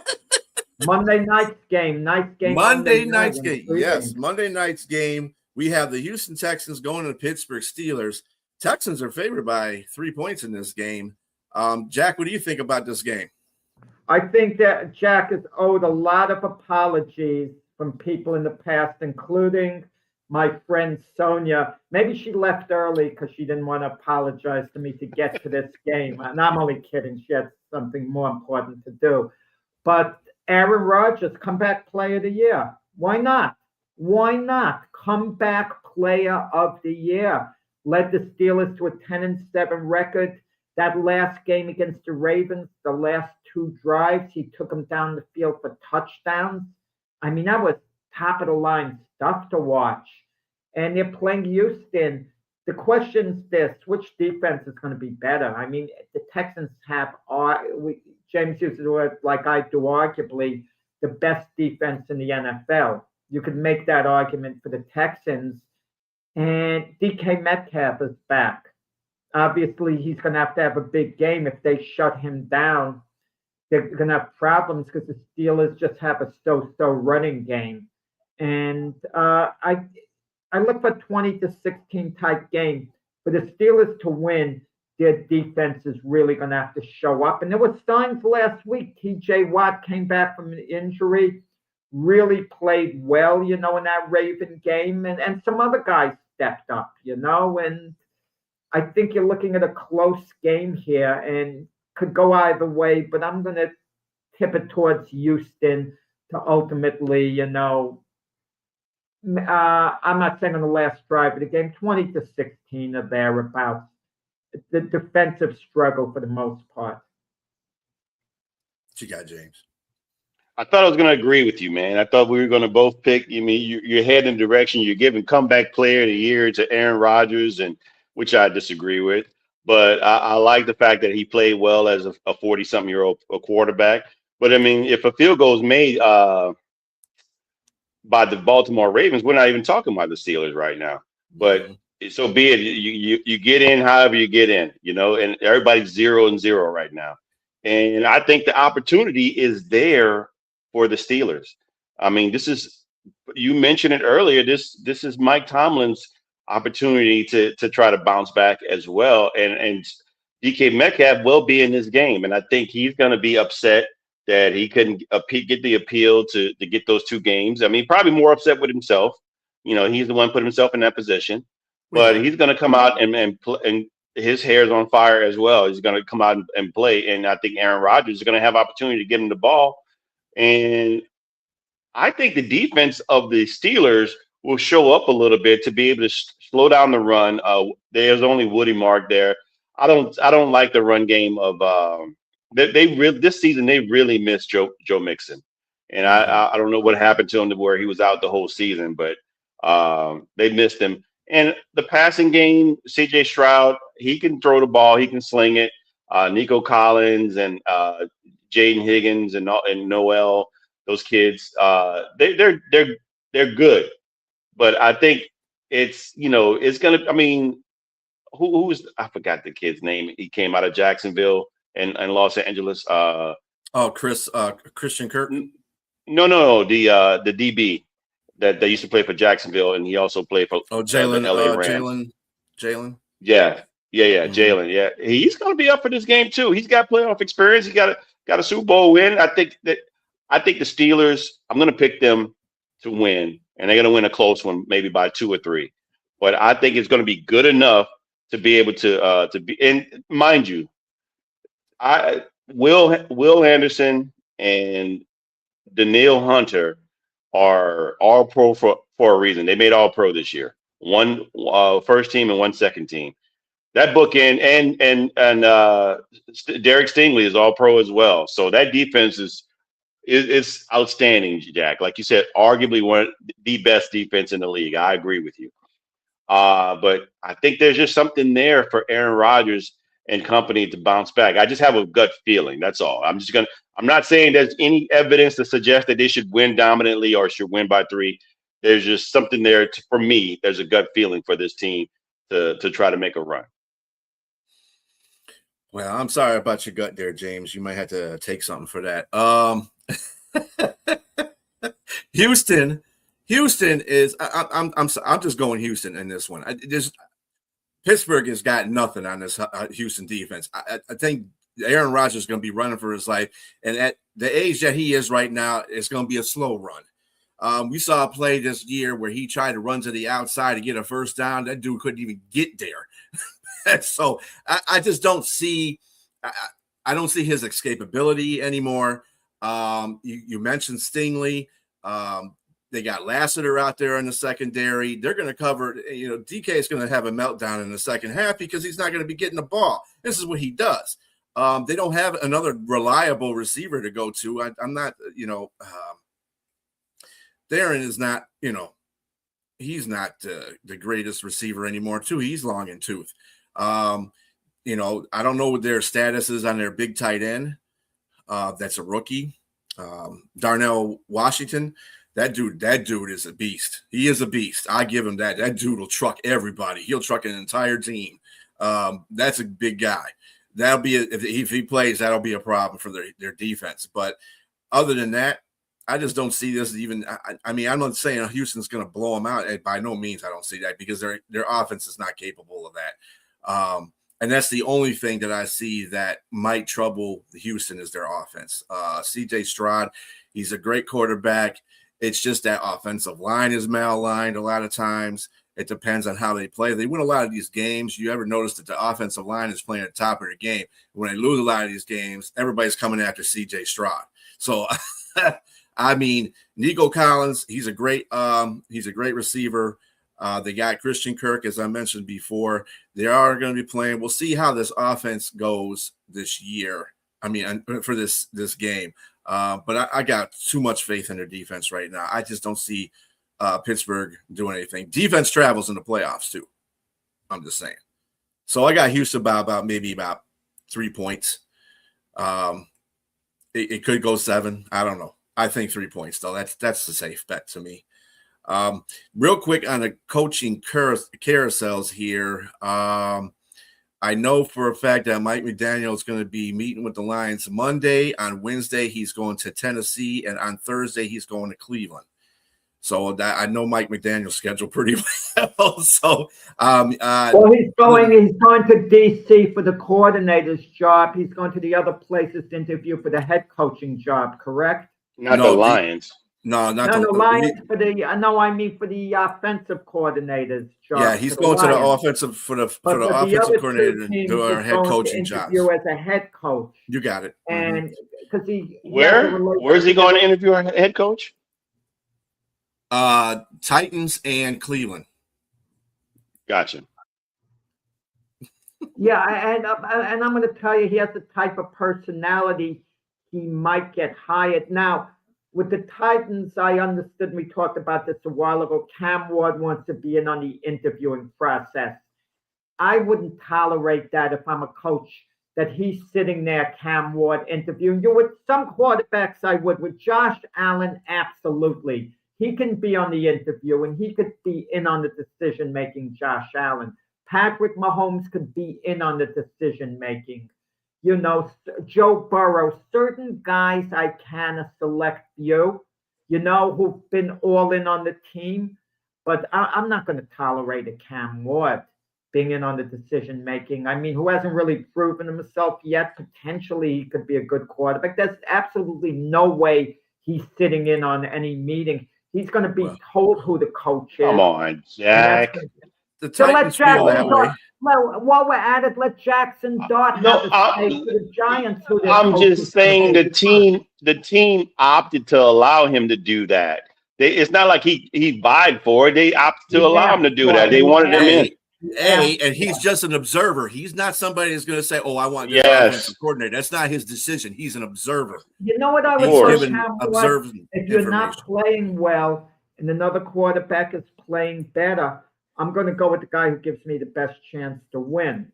I'm going to tell him that at the meeting, and I'm going to say, "Look, Cam, we're probably going to get along great, but I really, don't think you should be here at this meeting here." Okay. But that'll get that interview canceled real quick. Oh, that would get it. No. If you're a coach who has independence, okay, like John Harbaugh, Kevin Stefanski, I wouldn't tolerate that. If it's a coach who wants a job so badly, you put up with have that type of a coaching resume, though. That's the point. You're telling me if you're a coach coming in, you don't want to talk to the guy that you're going to have under the helm and see where his head is at? If you're interviewing? No, that's okay. You don't want that quarterback to have anything to do with the hiring of you, because now you're obligated to him because he got you the job. And you're thinking to yourself, wow, how can I sit this guy down? How can I not stick with him all the way because he got me the job? You could have a situation where quarterback looks like he's a franchise guy, like Carson Wentz was a team, with the Eagles for a while, and then his performance is faded, and the coach might stick with him longer than he should out of obligation. If I'm the brass there, why would I want you as a head coach if you're going to let one little obstacle of like your quarterback sitting there get in the way of you wanting a job? Well, let me put it another way. Cam Ward is not a slam dunk to be the Titan quarterback of the future. They're hoping. I'm going to disagree with that. Have you been watching his games? Wait. We're not talking Josh Allen, Patrick Mahomes. Let him prove his worth more, and then you can go in that direction. I'm just going to tell you, I saw some throws there. You say you had moments, but that offensive line is not all that great. The weapons that he had there is not all that great. And the running game is okay. Great. And he wasn't all you got to be. I get it. He's got some stuff to work on, but for what he had and what he's done as a rookie there, come on, man. He's done a really decent job. Our quarterbacks are a production of what their team is. This is what I keep trying to tell everybody all the time. Patrick Mahomes has a great offensive coordinator in Dan Reed. He's got and he's got a great, pretty good offensive line. Well, not this year, but he had a pretty good defense to follow with that. He's got great receivers, a tolerable running situation.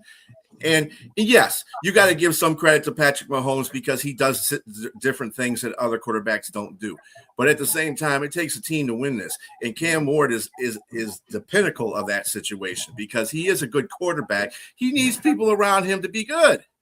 And let me say this. Marshall Faulk was a running back of Peyton Manning. Peyton Manning still threw the most interceptions his rookie season in the league. So, but yet still, we understand how that story went. And if he was sitting in the interview process, I wouldn't have a problem with it because I knew what he was in college. Cam Ward was anywhere remotely close to Peyton Manning. Come on, man. It doesn't matter. He threw the most interceptions in the league that year, his rookie year. You can say that now, man. No, you're saying that now. I'm comparing their college careers. Cam Ward his college. You haven't done enough research. Cam Ward's college career was impeccable. It's outstanding, actually. Mm-hmm. The schools that he played for. Overall choice, obviously, you have to show a lot, to get that. You're talking out of both sides of your neck now. Then, if that's the case, I'm just saying.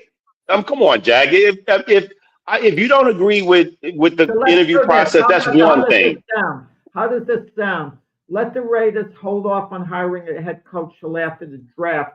Let them draft Fernando Mendoza and let Mendoza sit in on the meeting and give him his stamp of approval on the next Raider coach who he has to work with. Why don't we go there? He hadn't played any down. But Cam Ward wasn't successful with Tennessee this year. I don't blame him. He wasn't. Tennessee wasn't successful in Tennessee. I agree completely. Cam Ward might turn out to be a Hall of Fame quarterback, or he could turn out to be the next Kyler Murray. We don't know, yet with him. Well, regardless of your opinion, Jack, and you're entitled to it. Everybody's entitled to their opinion. It's what Tennessee thinks is best for their team. And if Tennessee thinks that him being an observer in any of the coaching, hiring, things, hey, that's what they do. That's what they want to do. So, I mean, I can't fault them for that. I don't blame them for that. If they fall on their face in this process with the coach, then I might have to question that. But you can't question something until it's done and it's moving forward. And honestly, Jack, they could have said no. You say yes. They could have said no. And yet they must see something. They should have. But regardless, they must see something in him. They must see something in him to say that they said yes. I'm just saying that's my point. Okay, they're buying all. And just for the record, if it was the offensive coordinator who the head coach was going to hire, I would want Cam Ward in on the meeting with the offensive coordinator to be sure that they were on the same page. Okay. I mean, that's fair too. Yeah. I mean, everything is all fair. So, I mean, like I said, unless they fall flat in their face in a coaching search with Cam Ward being the observer, then you can't really say anything about it until it happens. Everything is, future reference. So it is what it is. I just don't see. I don't see that McDaniels is gonna. McDaniels might get the offense going with Tennessee, but again, he's an offensive coordinator. He's offensive minded. So Cleveland is another one. Now Cleveland, he might be a better fit because he's got a good defensive coordinator on that side. So that might be a better fit for him. Although I would never want to go to Cleveland if I was a coach. But it is what it is. You got to have a job at the end of the year somewhere. So, and in Washington, by the way, they hired David Blau as their offensive coordinator. So he's going to be their their offensive coordinator for next year. Jim Harbaugh saying that if you want my services, you're going to have to pay me $20 million a year. That's what he said. That's a dude with some confidence. Well, from what I understood, he got $17 million from the Ravens. That's kind of high. I wouldn't get, as far as Harbaugh goes, we're not talking about the short list of great coaches. I don't know, do any even exist in the NFL? Once in a while, you get a coach who's incredible. Is Harbaugh really a better coach right now than his brother even? Is he a better coach than Mike Grable, who we're talking about? Is he better than Andy Reid? I know I'm naming great coaches. Is he more along the lines of Matt LaFleur right now? Is he better than Shanahan? You know, I'm gonna have to. Other names. He's a very good coach, but I don't think he's the type of coach where you give him anything he wants. You know, oh, we just want to get this guy, we'll give him the farm. I don't quite think that. Look, let me say this. I'm always a person about evidence. Evidence, it trumps everything. Whether however you feel or however you might think you know. I mean, when there's stuff written out and you laid out a path and you showed me success on paper that you've won a Super Bowl with Joe Flacco, you've had good defenses, and you've had sustained success. With Lamar Jackson at the helm, and okay defense. I mean, the defense is nowhere near what it was in 2000 and nowhere near what it was when they won their last Super Bowl. But with that being said, I think most of that is based off of him being the head coach as well. I mean, you can't argue that. I mean, he's not an offensive innovator. I would say, I think he's good as he was a special teams coach. He was a special teams coach before he got into head coaching. And so, but you put good people around him, I mean, he can have great success. I don't know if it's a situation where you blame Lamar or blame him that they couldn't get over the hump. I don't know in regards to getting to the Super Bowl. This year was just a wash. It was just a disappointment. You and I, Jack, James, we agree. He's a wonderful coach. I'd want to hire him if I'm the Giants. I allow him to be in control of the personnel. I don't keep Joe Shine, the GM. I wouldn't make any coach answer to Joe Shine at this point. He's lucky he has a job with the Giants. He's been dreadful. But I absolutely would hire him. But sometimes the demands are so great that the coach wants everything to the point. I mean, how many coaches do you give that to? So once in a while you do. You give it to a Jim Harbaugh, his brother coming out of Michigan, I guess, to join your NFL team. You do it with a few. With John Harbaugh, do you do it? It's kind of iffy, but would you put him in the same light as Sean Payton? Sean Payton, I guess you do. Yeah. Close, maybe close. I think the thing about John Harbaugh, is that you got that resume behind you, true enough, for the facts. But the last 3 years is what people see. And you're not as good as what your last 3 years is basically at. He's made some very questionable decisions. He does not know how to utilize the running game well.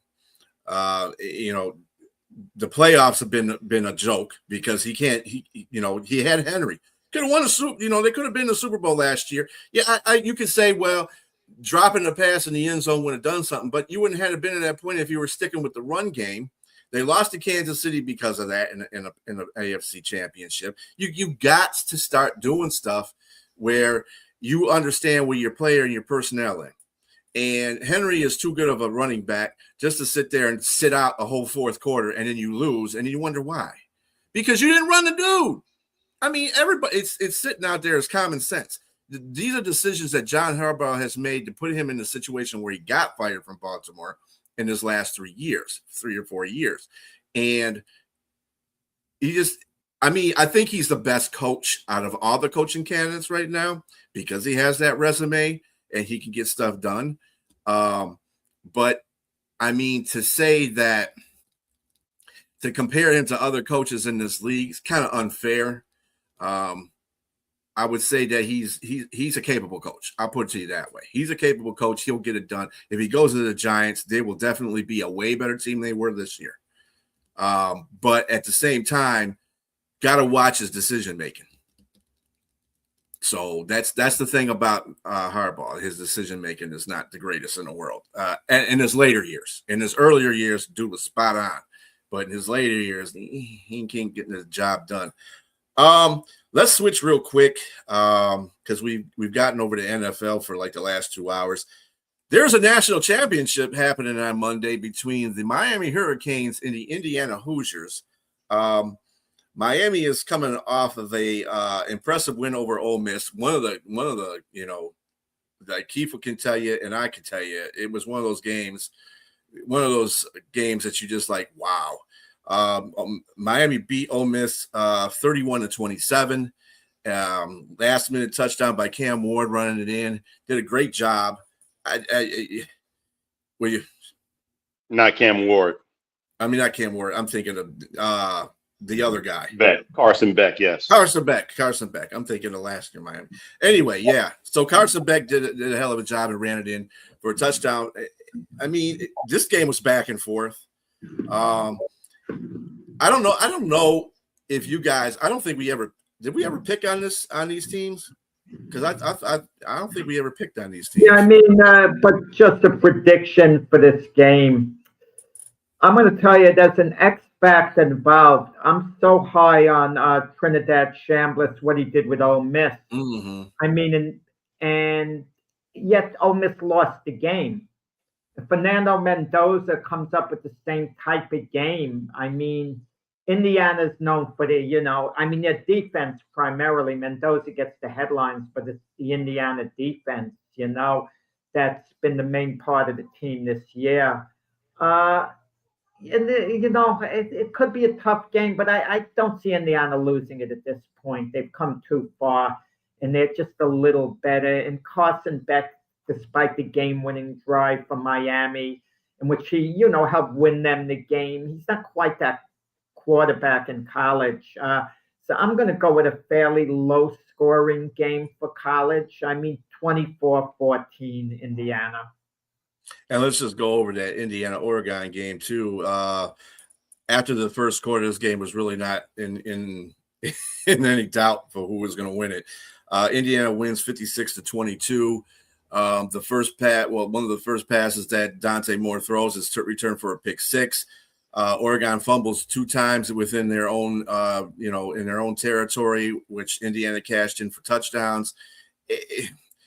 Their defense is just. They're playing at a different level, and their defense is good. They are known for their offense, but their defense is good. But they played at a different level. Yes, the last game they played against Oregon. So I just think right now Indiana is just at the mountaintop. I like Miami. Miami's done a lot of stuff. I mean, nobody saw Miami to this point. Just the fact that they beat Ohio State was something, but they beat Ole Miss too. I mean, it's going to be a good game, because you got to go against that defensive end front for Miami. They're going to be charging. I just think that Mendoza's the better quarterback, and the better quarterback is going to guide their team to a win, and Mendoza's going to win this game.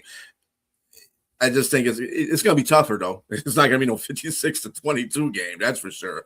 If it is, Indiana, man, they'll be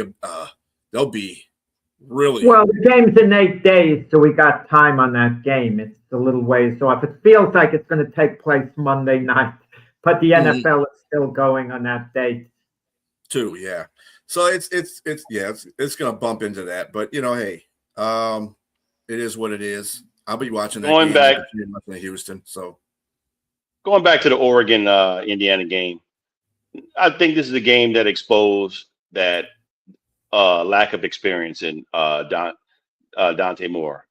He's only started 20 games. I think people don't really understand that. And that's to me, that suggests, on a sour note, he's probably going to come back. Probably going to come back to Oregon and play again next season. That would be best. Yeah, in my opinion. But with that being said, that offense and defense, I mean, they're a complete team of Indiana. I mean, if you look at them, they came out of nowhere. They're 25-2 under Kurt. Forgive me, I don't want to say his name wrong. How you say his last name? Siri. What is his name? I'm pronouncing it. Yeah. There you go. Kurt C. I'm just gonna say, yeah. Anyway, I mean, they came out of nowhere. The team is super talented. They have a high NIL amount of money that they're sharing, with the players. A lot of these players are going to be gone next year, but I see them taking Miami. Miami is a Cinderella team. Let's just get that out the way. They are a Cinderella team. Nobody expected them to be where they are at this point, and I think they far exceeded expectations of where they're supposed to be. Now they're going to meet a stalwart. They're going to meet a team that eliminated Alabama. Not saying Alabama's great. They're not the Nick Saban Alabama, but they still another team that was in the playoffs, and they made mincemeat of them. Oregon, up to this point, they didn't play anybody like that. I mean, they played really good teams, and they played well against good teams. But you got up against this team, man, and 35 to 3 at the halftime, crazy. It's outrageous, and so to me, this team reminds me of the '95 Nebraska team. If you remember how dominant they were just putting up points on everybody. They kind of look like that. That's just how they beating really good teams and beating them up. LSU, 2019, when they were putting up points on everybody. They when they were in the playoffs, they beat Georgia pretty bad. They beat Clemson pretty bad when they only had a 4-game playoff team. So Indiana kind of looks like that, and I just don't think Miami's going to have enough. They're not going to have enough to be able to sustain any type of offense and garner points. Because Malachi Toney, the true freshman, is awesome.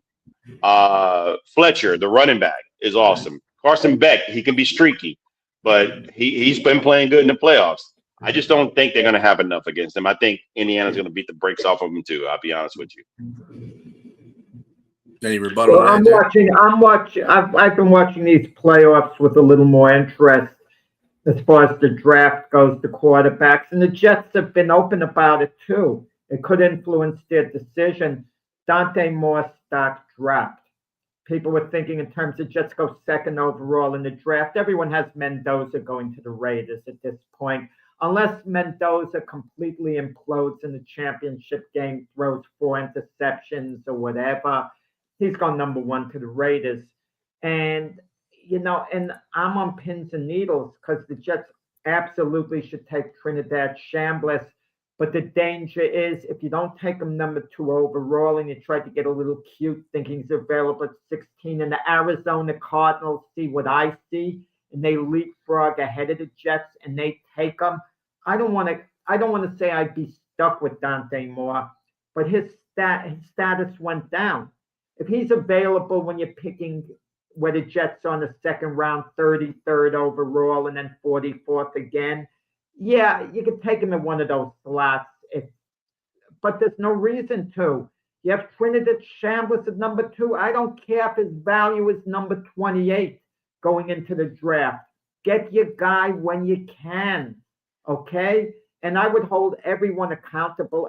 This is where owners should get involved, guys.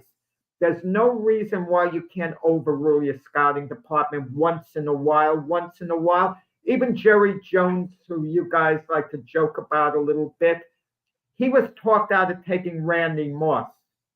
And that's why he took Des Bryant late on. He badly wanted Randy Moss, and all his people argued against it. But in all fairness, he was argued out of taking Johnny Manziel for, Zach Martin, and we saw how that turned out as well, to be fair. But once in a while, and if I listen to my scouting department, I'd say it's your rear ends on the line. If Trinidad Chambliss turns out to be a great quarterback right off the bat, he's the next Jaden Daniels, let's say, or Drake May, and you whiffed on this, you guys are going to be held accountable. Let me warn you on that. And you take it from there. So who you got for go ahead. Well, who you got for Monday's game, Jack? You got Indiana or Miami? Oh, well, that's an 8 days. I told you I got Indiana. I mean, how do you pick against? James and myself differ. I think Miami with their defense with Ruben Bain, and Tony maybe breaking a big play, it can keep it. I think they can keep it competitive and not get blown out. Yeah, okay, I don't think Mendoza is just going to come out and do what he wants, and I think it's for college. It's even for the pros, something like 24-14 is going to be low scoring, but Indiana by about 10 points. In that sense, I do agree with you. Miami has a really good secondary. They have a very good secondary, but Indiana has not only a good receiving core, they got a two-headed monster in running backs and Hemby and Black. So it's going to be tough, man. It's really going to be tough. It's going to be tough. Yeah. Indiana could win 51-17 when all is said and done. I wouldn't be shocked. I just think Miami, defensively, I don't think Indiana's walking all over them. No, I don't either. On that note, we will close today's show. Keith, get better out there. Sorry we picked against your Miami Hurricanes, but we are doing what we do. But you get better out there. We'll see you tomorrow, hopefully, on the Jack and Keith Weekend Playbook. And of course, Jack will be on with Frank at 7 p.m. tomorrow with the Gloved Fist. So keep it there. Keep it to our network. Watch these shows. Very informative. Jack is really good at the boxing. He is really good. Might not be so good at regular sports, but he's great at the boxing. Frank doesn't let me talk boxing. He just wants to talk football to open up the show. Yeah, him and his Philadelphia Eagle thing, whatever. But anyway, everybody have a great rest of your day. Watch these playoff games, national championships tomorrow. Have a great day.